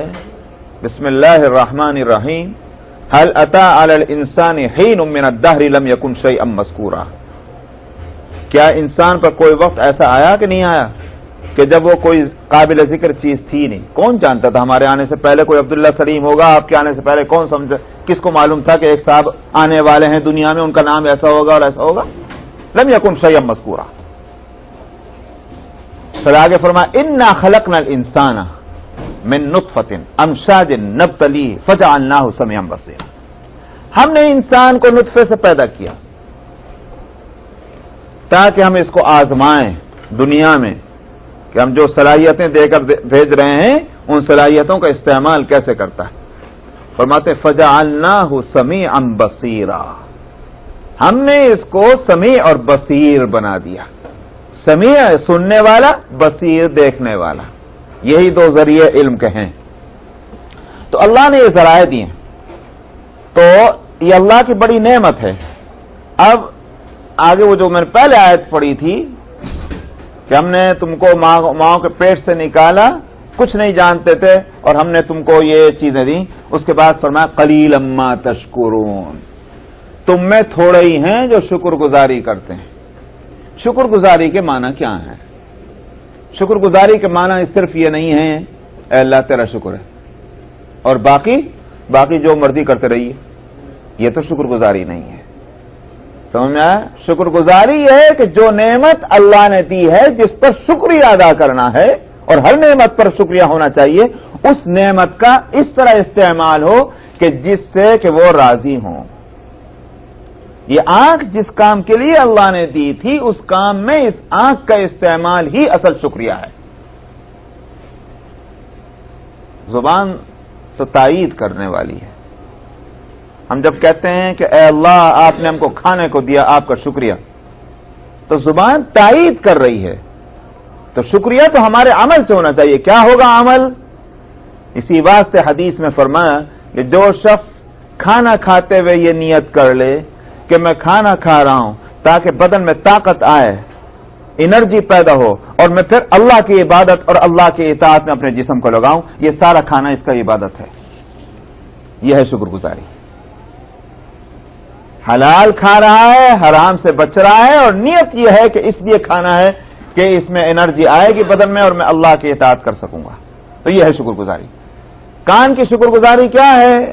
کان کی شکر گزاری یہ ہے کہ بھئی آپ ان باتوں کو سنیں جن باتوں کے سننے کو اللہ پسند کرتے ہیں، اور ان باتوں کو نہ سنیں جن باتوں کو نہ سننے کو اللہ نہ پسند کرتے ہیں. زبان جو ہے بولنے کے لیے ہے، تو اس زبان کا استعمال کیا ہوگا؟ اچھی باتیں کہیں، بری باتیں نہ کہیں.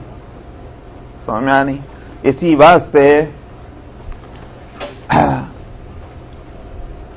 کان کا استعمال نہ تو اس میں ہے کہ گانے سنیں.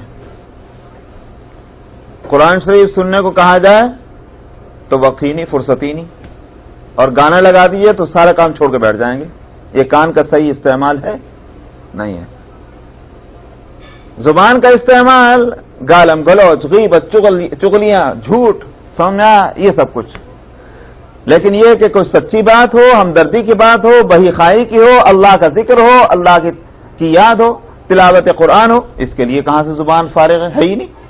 ایک ہی وقت میں ایک آپ کا جسم ایک وقت میں ایک کام کرے گا نا بھائی. ہاتھ سے یہ تو آپ یہ اپنا میرا یہ بریف کیس میں اٹھا سکتا ہوں، یا میں ہاتھ سے اسی ہاتھ سے ایک کتاب اٹھا سکتا ہوں. دونوں چیزیں کیسے کروں گا؟ تو جب ہماری زبان جو ہے وہ غلط کاموں میں مشغول ہے اور ہمارے کان غلط کاموں میں مشغول ہیں، تو اس کو فرصت ہی کہاں ہے کہ وہ صحیح کام کرے گا. اسی واسطے نبی کریم صلی اللہ علیہ وسلم نے فرمایا تھا، لیس منا من لم یتغن بالقرآن، ہم میں سے وہ نہیں ہے جو قرآن کے ساتھ تغنی نہ کرے. یہ تغنی کیا چیز ہے؟ آپ نے یہ لفظ سنا ہوگا غنا. ایک تو غنا ہے مالداری کے معنی میں، یہاں اس کا کوئی تعلق نہیں ہے. یہاں ہے غنا جو گنگنانے کے معنی میں ہے. سمجھا؟ خوش آوازی، یہ ہے غنا. لیس منا من لم یتغنى کے معنی کیا ہے؟ اس کو یوں سمجھیے کہ اللہ سبحانہ و تعالی نے جو کان دیے تھے اور اس میں یہ صلاحیت رکھی تھی کہ آوازوں میں برے اور اچھے ہونے میں فرق کر سکے، اور اچھی آواز کو اس کا کان قبول کرے اور بری آواز کو اس کا کان جو ہے اس سے نفرت کرے. یہ جو صلاحیت رکھی تھی، اس صلاحیت کو یہ تو یوں کہ یہ بیکار ہے.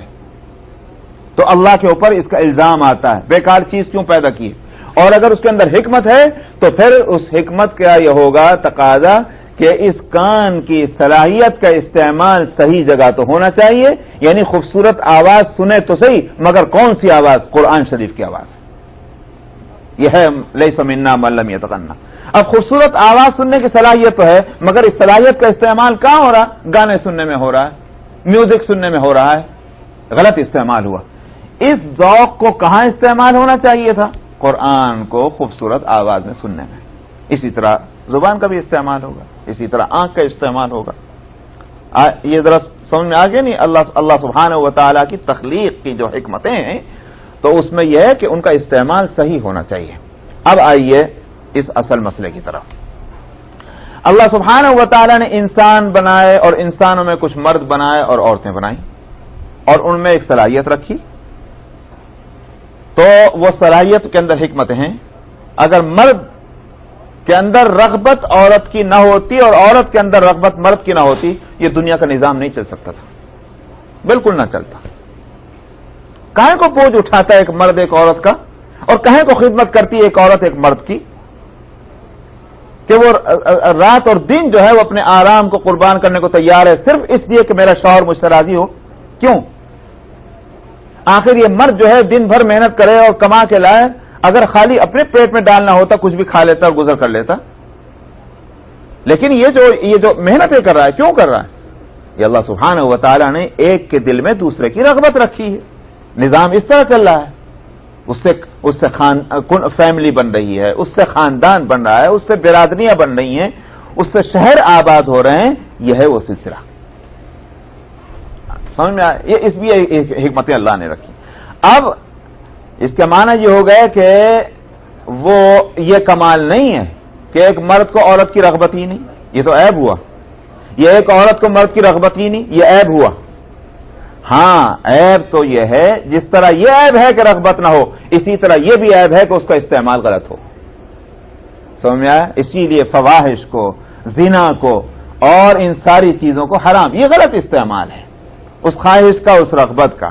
صحیح استعمال یہ ہے کہ نکاح ہو، شادی ہو، بیاہ ہو، اور اسلام نے اس رغبت کے واسطے اور اتنی گنجائش دی کہ بھئی 1 2 3 4 جو بھی ہے جیسی ضرورت ہو، وہ مسئلہ الگ، لیکن ایک جائز حدود رکھی ہے، اس میں توسع بھی رکھی ہے، ناجائز سے بچ جائے کسی طرح سے. یہ تھا اس کا مقصد. اب نبی جو ہیں وہ انسان کامل ہیں. انسان کامل جب ہم یہ لفظ تو سنا نا آپ نے، انسان کامل کیا مطلب؟ انسان کامل کا کیا مطلب ہوا؟ مطلب ہم جب بولتے ہیں اخلاق کے لحاظ سے مکمل، بالکل صحیح ہے، مگر سوال یہ کہ اخلاق بنتے کہاں سے ہیں؟ اللہ نے جو صلاحیتیں، جو قوتیں اللہ نے بدن کے اندر رکھی ہیں، انہی سے تو اخلاق بنتا ہے. اور کیسے بنتا ہے؟ قوتیں مکمل ہوں گی، اخلاق مکمل ہوں گے. اور قوت میری بات کو سنیے، اگر قوتوں میں ان بیلنس ہوگا، صلاحیتیں جو ہیں ان بیلنس ہوں گی، غیر متوازن ہوں گی، اخلاق بھی غیر متوازن ہوں گے. یہ بات سن لیجیے. اس واسطے نبی کے انسان کامل ہونے کے معنی یہ ہیں، یہ میں وہ بات کہہ رہا ہوں سادہ سادہ لفظوں میں جس میں اہل تصوف نے، صوفیاء نے کتابوں میں صفحات کے صفحات بھرے ہیں. وہ صوفیاء میں بھی وہ طبقہ جن کو حکمت شرعیہ جن کے ہاں ہے، میں ان کی بات کہہ رہا ہوں. شاہ ولی اللہ رحم اللہ، امام راضی، امام غزالی، یہ حضرات جو ہیں، اگر آپ ان کے کتابوں کو پڑھیں گے تو آپ کو صفحات کے صفحات ملیں گے. میں اپنے سادے لفظوں میں ایک طالب علم کی طرح سے بول رہا ہوں کہ نبی کریم صلی اللہ علیہ وسلم انسان کامل تھے، یعنی انسانی قوتیں جو ہر انسان میں اللہ نے دی ہیں، وہ ساری قوتیں اعلی درجے میں اور بیلنس کر کے دی گئی تھی. یہ تھا. اس واسطے آپ دیکھتے ہیں کہ صاحب ہم نے تو یہ سمجھا تقویٰ کیا ہے؟ غم کا وقت ہو تو غم کرے ہی نہ، خوشی کا وقت ہو تو خوشی ہی نہ ہو. بہت اعلیٰ درجے کے متقی ہیں صاحب، نہ یہ ہنستے ہیں نہ روتے ہیں. کیا پاگل پن ہے یہ؟ سمجھ میں آیا؟ اس کا کیا تعلق انسانیت سے ہے جی؟ لیکن نبی کو ہم دیکھ رہے ہیں کہ خوشی کے وقت میں خوش بھی ہو رہے ہیں، غم کے وقت میں غم زدہ بھی ہیں. بچے کا انتقال ہوا ابراہیم، چشم مبارک سے آنسو ڈھلکے. صحابی ظاہر ہے کہ پہلا تجربہ تھا، نبی کو روتے ہوئے دیکھا ایک بچے کے انتقال پر، تو پوچھا یا رسول اللہ آپ بھی رو رہے ہیں؟ فرمایا کیا میرے سینے میں پتھر ہے؟ نہیں رونا غم کے وقت میں یہ کمال نہیں ہے، یہ بے کمالی ہے، ان کو حص ہی نہیں ہے. ہاں اسی طرح سے اس کا اظہار اگر اپنی لمٹ سے زیادہ ہو وہ بھی غلط ہوگا. اسی واسطے کپڑے پھاڑنا، بال نوچنا، اس سے روکا گیا. اس سے قطعا نہیں روکا گیا کہ صاحب تمہارے آنکھ سے آنسو نہ ڈھلکنے پائے، یہ سے نہیں روکا گیا. وہ ایک فطرت ہے انسان کی، غم کے وقت میں غم کرے گا، خوشی کے وقت میں خوش ہوگا. تو یہ ہے اصل میں کمال. یا تو ہم اسلام کو دین فطرت کہنا چھوڑ دیں. ہے تیار آپ کہنے کو؟ آپ دین فطرت کا مطلب کیا ہوا؟ جب آپ بولتے ہیں دین فطرت کیا مطلب؟ نیچرل باتیں ہیں اس میں، نیچر کے خلاف کوئی چیز نہیں ہے، یہ ہے دین فطرت. تو جب اللہ نے ہمارا ایک نیچر بنایا ہے تو اس کے خلاف کیسے اس میں باتیں آئیں گی؟ یہ تو ہو نہیں سکتا. تو اب اتنی ساری تھوڑی تقریر کے بعد اب سمجھئے نبی کریم صلی اللہ علیہ وسلم نے فرمایا تمہاری دنیا میں سے جو چیزیں پسندیدہ ہیں ان میں عورت مجھے پسند ہے. وہاں عورت کے پسند ہونے کے یہ معنی نہیں کہ آپ معاذ اللہ آنکھ مچولیاں کھیلتے ہوں گے عورتوں سے اور غلط نظروں سے دیکھتے ہوں گے اور آپ اپنی خواہشات کو غلط طریقے پہ پورا، یہ نہیں. وہی اللہ نے جو فطری طور پر رغبت رکھی ہے وہ اعلیٰ درجے میں موجود تھی اور اس کا استعمال صحیح وہ بھی اعلیٰ درجے میں تھا. یہ تھی بات نبی کی. تو یہاں اس حدیث میں اس میں یہ ہے کہ عورتوں کے بعد پھر گھوڑا. گھوڑے کی بات اس لیے کہ جہاد میں جو آپ پچھلی حدیثوں میں گزر چکا ہے کہ گھوڑے جو تھے جہاد میں چونکہ کام آتے تھے تو یہی تھی. آپ دیکھیے بات آ رہی ہے حضرت عائشہ رضی اللہ عنہا، آپ کو معلوم ہے، سبھی جانتے ہیں، ازواج مطہرات میں نبی کریم صلی اللہ علیہ وسلم کو خاص توجہ تھی حضرت عائشہ کی طرف. حضرت عائشہ کہتی ہیں کہ راتوں میں نبی کریم صلی اللہ علیہ وسلم میری طرف متوجہ ہوتے تو ایسا معلوم ہوتا تھا مجھ سے زیادہ اب کسی چیز کا ان کو خیال ہی نہیں ہے. اور اس وقت جو اپنے معمول کے مطابق جب وہ اٹھ جاتے تھے نماز کے لیے اس وقت معلوم ہوتا تھا کہ میرا کوئی خیال ہی نہیں. کس قدر کمال کی بات ہے. کون یہ بیلنس کر سکتا ہے کہ جب اللہ کو یاد کرنے کا وقت آیا ہے تو وہ جو جس کی حالت یہ ہے کہ شاید اس سے زیادہ محبوب کوئی نہیں ہے، اس سے زیادہ پیار کسی کا نہیں ہے، اور اس کا کوئی خیال ہی نہیں آ رہا. یہ ہے وہ بیلنس ہونے کی بات. تو ظاہر ہے کہ اس کو یوں نہیں کہیں گے کہ صاحب کمال یہ ہے کہ میاں صاحب کو بیوی بچوں کو کچھ پتہ ہی نہیں ہے، مر رہے کہ جی رہے، بہت اعلیٰ درجے کے ہیں، بڑے متقی آدمی ہیں، بیوی بچوں کا خیال نہیں کرتے. یہ تو بے حسی کی بات ہے.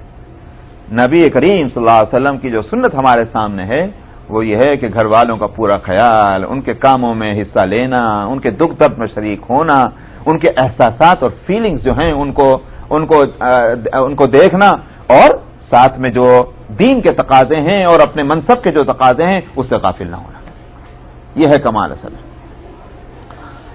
اچھا صاحب، تو دوسری حدیث وعن علی قال كانت بيد رسول الله صلى الله عليه وسلم قوس عربية فرأى رجلا بيده قوس فارسية قال ما هذه؟ ألقها وعليكم بهذه وأشباهها ورماح القنا فإنها يؤيد الله لكم بها في الدين ويمكن لكم في البلاد.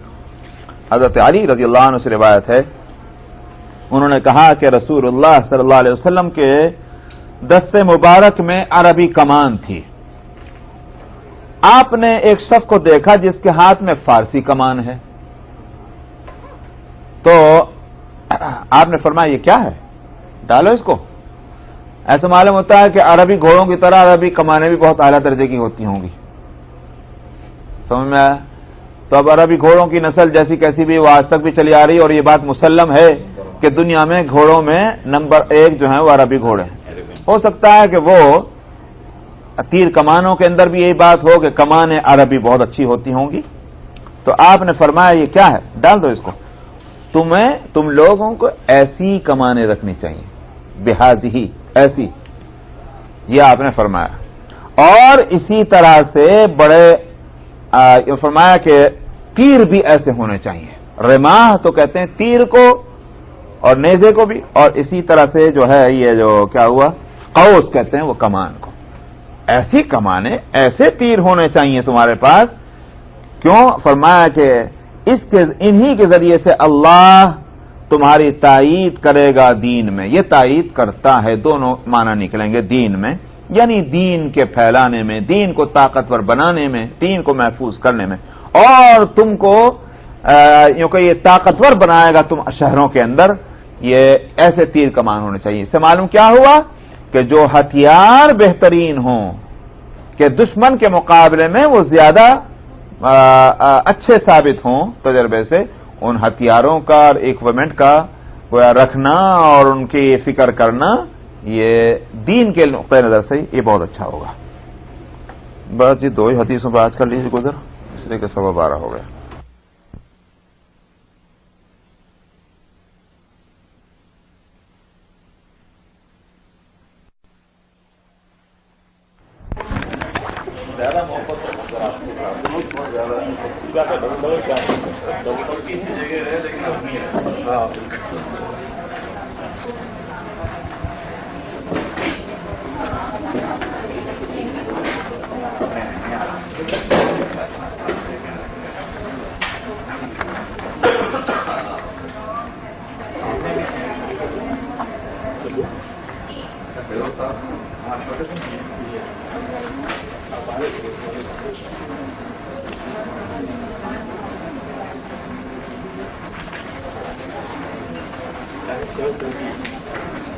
777 ہے میرا.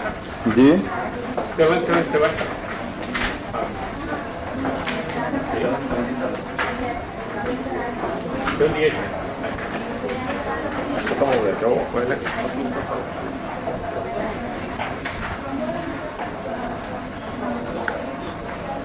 ہاں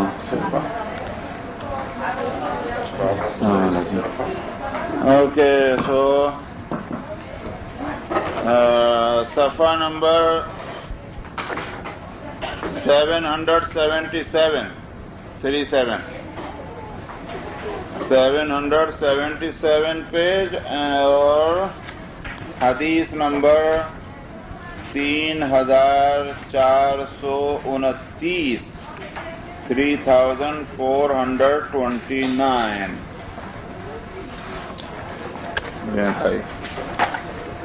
بسم اللہ الرحمن الرحیم. وعن عبادة بن الصامت قال قال رسول اللہ صلی اللہ علیہ وسلم اقیموا حدود اللہ فی القریب والبعید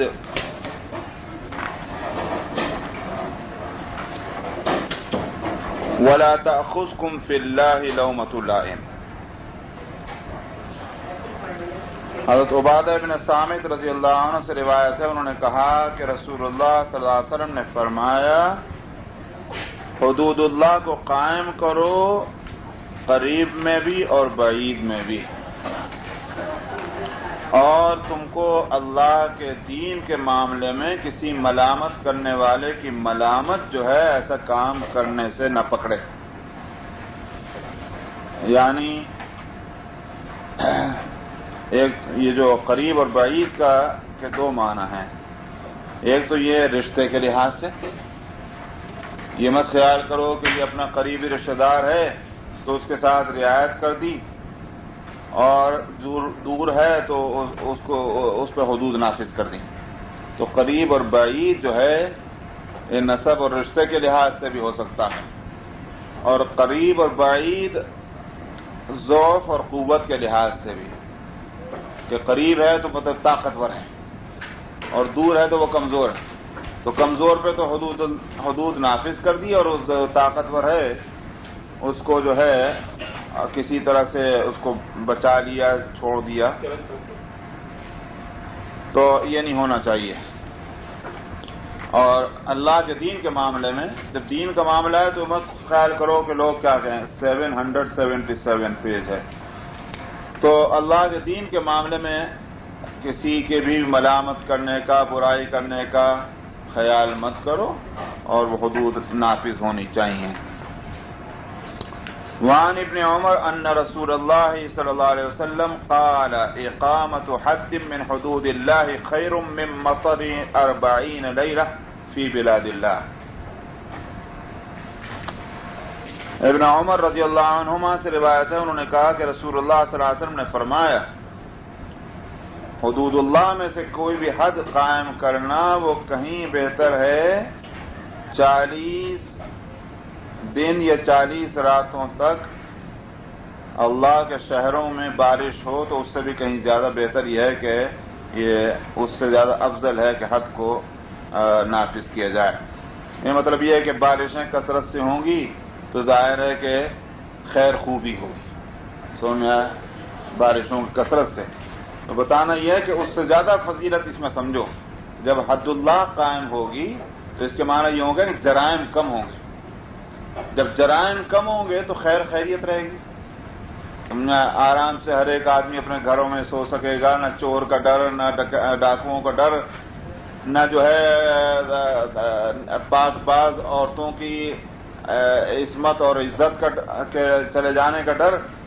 تو اس لیے کہ وہ حدود جو ہیں وہ اسی واسطے تو اسلام نے اپنی سزائیں بڑی سخت رکھی ہیں کہ جب جرم پورے طور پر ثابت ہو جائے تو پھر ایسی سزا ملے کہ دوسرے کو وہ جرم کرنے کی ہمت نہ ہو.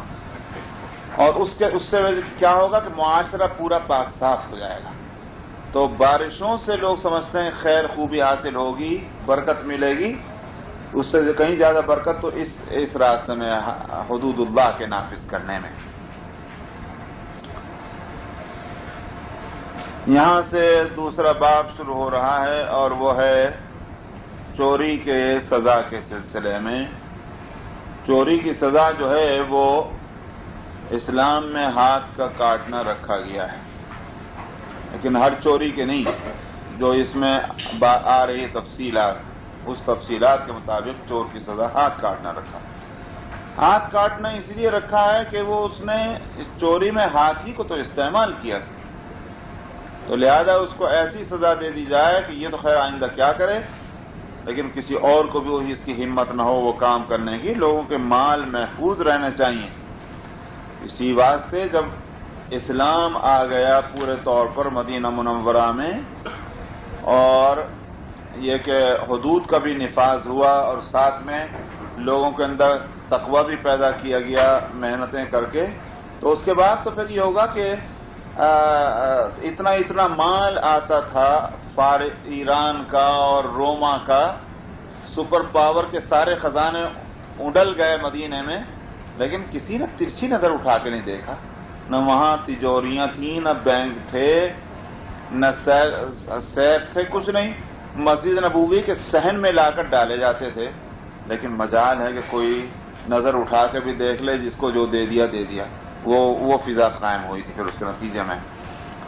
تو بہرحال یہاں چوری کے سلسلے میں جو سزا ہے اس کی تفصیلات آ رہی ہیں۔ الفصل الاول عن عائشة عن النبي صلی اللہ علیہ وسلم قال لا تقطع يد السارق الا بربع دینار فصاعدا۔ حضرت عائشہ رضی اللہ عنہ سے روایت ہے اور نبی کریم صلی اللہ علیہ وسلم سے نقل کرتی ہیں کہ آپ نے فرمایا چور کا ہاتھ نہیں کاٹا جائے گا مگر دینار کا 1/4 1 کوارٹر جو ہے اس کے اتنی یا اس سے اوپر کی چوری اس نے کی ہو، یعنی جو بھی مال ہے اس کی قیمت کوارٹر دینار کے برابر ہو اور یا اس سے زیادہ نہیں۔ 1 دینار جو ہوتا تھا وہ ہوتا تھا 12 درہم کا، تو اس کا مطلب کیا ہوا کہ 3 درہم کے برابر ہوا۔ 3 درہم یا اس سے اوپر کی مالیت کی چیز چورانے پر ہاتھ کاٹا جائے گا۔ یہ مسلک ہے شوافع کا، اور مالکیہ کا بھی یہ شاید مسلک ہے، لیکن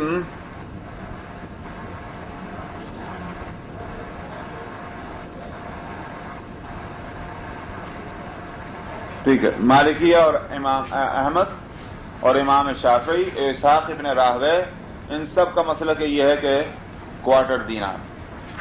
امام ابو حنیفہ کا مسلک دوسرا ہے۔ امام ابو حنیفہ جو ہیں وہ 1 دینار کی کہتے ہیں۔ اب حدیثیں آگے آ رہی ہیں تو بتاؤں گا کہ امام ابو حنیفہ کہاں سے لائیں یہ بات، اور اس کے علاوہ یہ کہ وہ اختلاف روایت ہونے کے باوجود انہوں نے کیوں اسی کو لیا ہے 1 دینار کو اور 1 کوارٹر کو کیوں نہیں لیا، اس میں کوئی شک نہیں کہ جہاں تک حدیث کے روایتوں کا تعلق ہے، روایت جو ہے اس کے لحاظ سے تو تینوں ائمہ کا قول بظاہر بڑا مضبوط معلوم ہوتا ہے۔ کیوں؟ اس لیے کہ نبی کریم صلی اللہ علیہ وسلم کا ارشاد ہے، نبی کریم صلی اللہ علیہ وسلم کا ارشاد ہے، اور حدیث جو ہے یہ کیا نام ہے مسلم اور بخاری کی ہے، تو روایت کی قوت کے لحاظ سے تو تینوں ائمہ کا مسلک جو ہے بہت اسٹرانگ معلوم ہوتا ہے کہ کوارٹر دینار پہ اور اس سے اوپر پہ ہاتھ کاٹا جائے۔ لیکن امام حنیفہ رحمۃ اللہ علیہ جو دینار والی بات کہہ رہے ہیں اس کو میں آگے انشاءاللہ بتاؤں گا۔ وعن ابی ہریرہ وعن ابن عمر قال قطع النبی صلی اللہ علیہ وسلم ید سارق فی مجن ثمنہ 3 دراہم۔ ابن عمر رضی اللہ عنہ سے روایت ہے، انہوں نے کہا کہ نبی کریم صلی اللہ علیہ وسلم نے ایک چور کا ہاتھ کاٹا تھا جس نے ایک ڈول جو ہے، اصل میں مجن خالی پانی کے ڈول کو نہیں، ڈول میں بھی 2 قسم ہوتے ہیں، ایک تو ہوتا ہے ایک کامن سائز کا وہ ڈول جو ہے، اور ایک ہوتا ہے ذرا بڑا، جس کو یا تو بیل کھینچیں یا پھر 3-4 آدمی مل کر کھینچیں، جس کو مطلب یہ ہے کہ اردو میں بعض لوگ اس کو چرس بولتے ہیں اور فارسی میں اس کو ترس بولتے ہیں. شاید ترس سے وہ چرس بن گیا ہوگا اردو میں جا کر کے. یہ مجن وہی ہے. تو ایک مجن کے چوری کرنے پر آپ نے ہاتھ کاٹے اور یہاں روایت میں آ رہا ہے اس کی قیمت 3 درہم تھی. یہ ہے روایت, یہ بھی بخاری و مسلم کی متفق ہے. تو مجن کا لفظ کو آپ یاد رکھیے گا کہ مجن جو ہے اس کے چوری پر ہاتھ کاٹے تھے. وعن ابی ہریرہ عن النبی صلی اللہ علیہ وسلم قال لعن اللہ السارق يسرق البيضة فتقطع يده ويسرق الحبل فتقطع يده. متفق علیہ. ابو ہریرہ رضی اللہ عنہ سے روایت ہے اور نبی کریم صلی اللہ علیہ وسلم سے نقل کرتے ہیں, آپ نے فرمایا لعنت ہو اللہ کی اس چور پر کہ وہ انڈا چوری کرے اس کا ہاتھ کاٹ دیا جائے, رسی چوری کرے اس کا ہاتھ کاٹ دیا جائے. یہ روایت جو آئی, خیر اس میں تو لفظ لعنت کا ہے کہ مطلب یہ کہ ایسا گناہ کرنے والا, تو پرٹیکولر پرسن پر لعنت نہیں بھیجی گئی ہے بلکہ ایسا کوئی بھی گناہ کرنے والا. مثال کے طور پر آپ کہیں بھائی کافروں پہ لعنت, مشرکین پہ لعنت, شرک کرنے والوں پہ لعنت, کفر کرنے والوں پہ, لیکن کسی پرٹیکولر آدمی کو نہیں کہہ سکتے تیرے اوپر لعنت, کیونکہ اس کا انجام تو معلوم نہیں کیا ہے. تو یہ تو ایک الگ مسئلہ ہوا. اور اس سے جو بات بتانی ہے وہ یہ کہ اتنی بری چیز ہے چوری کرنا کہ اللہ کے رسول نے چوری کرنے والے پر لعنت بھیجی اللہ کی. تو بہت ایک لحاظ سے, آخرت کے لحاظ سے اور دینی لحاظ سے بہت برائی ہے. لیکن یہاں ایک مسئلہ اور پیدا ہو گیا اور وہ چاروں فقہا کے مسلک کے خلاف آ رہی ہے حدیث, کیونکہ اس میں انڈے کا لفظ ہے اور رسی کا لفظ ہے, اور ظاہر ہے کہ انڈا جو ہے وہ کبھی بھی 3 درہم کا نہیں ہے. اس کا مطلب تو یہ بہت ادنا قیمت میں آ گئی بات. تو اس کی تعویل کرنی پڑی فقہا کو. سمجھ میں, چاروں فقہا جو ہیں وہ ان کا مسلک یہ نہیں ہے تو وہ تعویل کر رہے ہیں. اور تعویل یہ ہے کہ نبی جو اور مختلف تعویل ہیں, 4-5 تعویلیں علماء بیان کرتے ہیں, لیکن سب سے زیادہ جو دل کو لگتی ہے تعویل وہ یہ ہے کہ دراصل نبی کریم صلی اللہ علیہ وسلم کے فرمانے کا حاصل یہ ہے کہ ایک شخص جو ہے وہ بہت معمولی چیز چوری کرتا ہے. انڈا بہت معمولی چیز ہے, سمجھ میں آیا, 2-3 پیسے کی چیز ہے, لیکن یہ کہ اس کو چوری کرتا ہے اس کو کوئی سزا نہیں ملی. اس نے کوئی اور چوری کی, پھر اور چوری کی, یہاں تک کہ اس نے ایسے سامان کی چوری کرنی شروع کی کہ اس کا ہاتھ کٹا. سمجھ میں آیا. تو اس سے بتانا یہ ہے کہ ادنا درجے کی چوری پر اگرچہ ہاتھ نہیں کٹ رہا ہوگا لیکن انجام کار وہ اگر اس کی روک ٹوک نہ کی گئی تو وہ اس نتیجے پر پہنچ جائے گا. یہ تعویل اس حدیث کی تمام فقہا کے مسلک کو سامنے رکھتے ہوئے علماء نے کی ہے. اچھا صاحب, لیکن پھر بھی اس حدیث کو آپ ذہن میں رکھیں گے کیونکہ اس کی تعویل ہوئی ہے. الفصل الثانی, دوسری فصل. عن رافع بن خدیج عن النبی صلی اللہ علیہ وسلم قال لا قطع فی ثمر ولا کسر.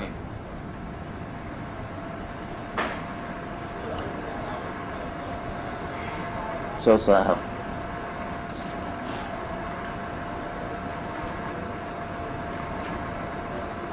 ولا کسرین ہے, نہیں جمار, ولا کسرین ولا.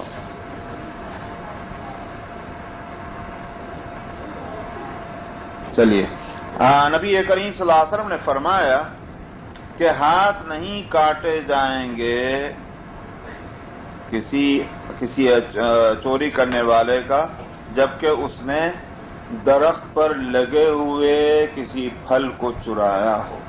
درخت پر لگا ہوا ضرور رکھیے گا یہاں نام, اگرچہ حدیث کے الفاظ میں نہیں ہے لیکن آگے کی حدیث کی وجہ سے اس کے یہی معنی لینے ہوں گے. ثمر وہ پھل کہ جو درخت پہ لگا ہوا ہے اس کو کسی نے چوری کر لیا تو ہاتھ نہیں کٹے گا. اور ولا کسر, کسر اصل میں اس کھجور جو ہوتی ہے, کھجور کا جو جب وہ پہلے تو ہوتا گپھا, وہ کھلتا ہے تو اس میں سے کھجوریں الگ الگ ہوتی ہیں. اس کے اندر جو ایک گدا ہوتا ہے وہ ہے کسر. یعنی وہ جو گپھا جب تک بنا, جب تک اس کے اندر سے کھجوریں نکل کر کے باہر نہیں پھیلی ہیں, سمجھ میں آیا, وہ پہلے ایک گپھے کی شکل میں ہوتی ہے. وہ جو بیچ میں اس کا گودا ہے وہ ہے کسر. اس کو بھی کھاتے ہوں گے, سمجھ میں آیا. تو فرمایا کہ نہ اس گودا جو ہے اس گپھے کا کھجور کی، اس کے چوری کرنے پر جو درخت پہ لگا ہوا ہے اس پر بھی ہاتھ کا کاٹنا نہیں۔ اس سے کیا بات نکالی فقہاء نے کہ جب تک کہ درخت سے پھل توڑ کر کے اور اس کو جہاں اسٹور کرنا ہے جب تک وہاں اسٹور نہ ہو جائے اس وقت تک چوری کرنے پر اس کا ہاتھ نہیں کاٹے گا، کیونکہ محفوظ نہیں ہے۔ تو اس سامان کی چوری پر ہاتھ کٹے گا کہ جو سامان کے محفوظ کر لیا گیا ہے، اور جو سامان ابھی محفوظ نہیں ہے کھلی جگہ میں ہے اس کے چوری پر ہاتھ نہیں کٹے گا۔ یہ ہوئی بات۔ تو مطلب یہ ہے کہ سزا اگر سخت رکھ رہے ہیں تو شرائط بھی اس کی سخت ہیں، یہی اسلام وہ کھلی جگہ ہے۔ وعن عمرو بن شعيب عن ابي عن جدي عبد الله بن عمرو بن العاص عن رسول الله صلى الله عليه وسلم انه سئل عن الثمر المعلق قال من سرق منه شيئا بعد ان يؤويه الجرين فبلغ ثمن المجن فعليه القطع۔ عمرو بن شعیب اپنے والد سے اور وہ اپنے دادا عبداللہ بن عمرو بن العاص سے روایت کرتے ہیں اور وہ رسول اللہ صلی اللہ علیہ وسلم سے نقل کرتے ہیں کہ آپ سے پوچھا گیا اس پھل کے بارے میں جو درخت پہ لٹکا ہوا۔ دیکھیں میں نے کہا تھا کہ آگے حدیث آ رہی اس لیے وہ ترجمہ وہاں میں نے اسی لیے کیا تھا۔ جو درخت پہ لگا ہوا پھل ہے اس کے بارے میں آپ سے سوال کیا گیا کہ اگر کسی نے چوری کی تو کیا سزا ہے۔ آپ نے فرمایا جس نے بعد اس کے کہ وہ پھل توڑ کر کے اور جرین میں لے جایا گیا، جرین اس جگہ کو کہتے ہیں کہ جہاں پھلوں کو لے جا کر اسٹور کرتے ہیں، وہ ہے جرین۔ فرمایا کہ جہاں جرین میں لے جا کر اگر اس کو اسٹور کر دیا گیا، اس کے بعد اگر کسی نے چرایا اور اس جو چوری کی اس نے اس کی قیمت ایک مجن کی قیمت کے برابر ہو گئی، وہی ڈھال سمجھ میں آیا، وہ کیا کہتے ڈول بڑا، تو فرمایا اس پر اس کے ہاتھ کاٹا جائے گا۔ تو معلوم ہوا کہ مجن سے قیمت کم ہو تب نہیں کٹے گا، اور ابھی پھل اگر اس میں اسٹور نہیں کیے گئے اس سے پہلے چوری کی گئی تب نہیں ہاتھ کٹے گا۔ اس حدیث سے بات صاف ہو گئی۔ تو صاحب وعن عبداللہ ابن عبد الرحمن ابن ابی حسین المکی ان رسول اللہ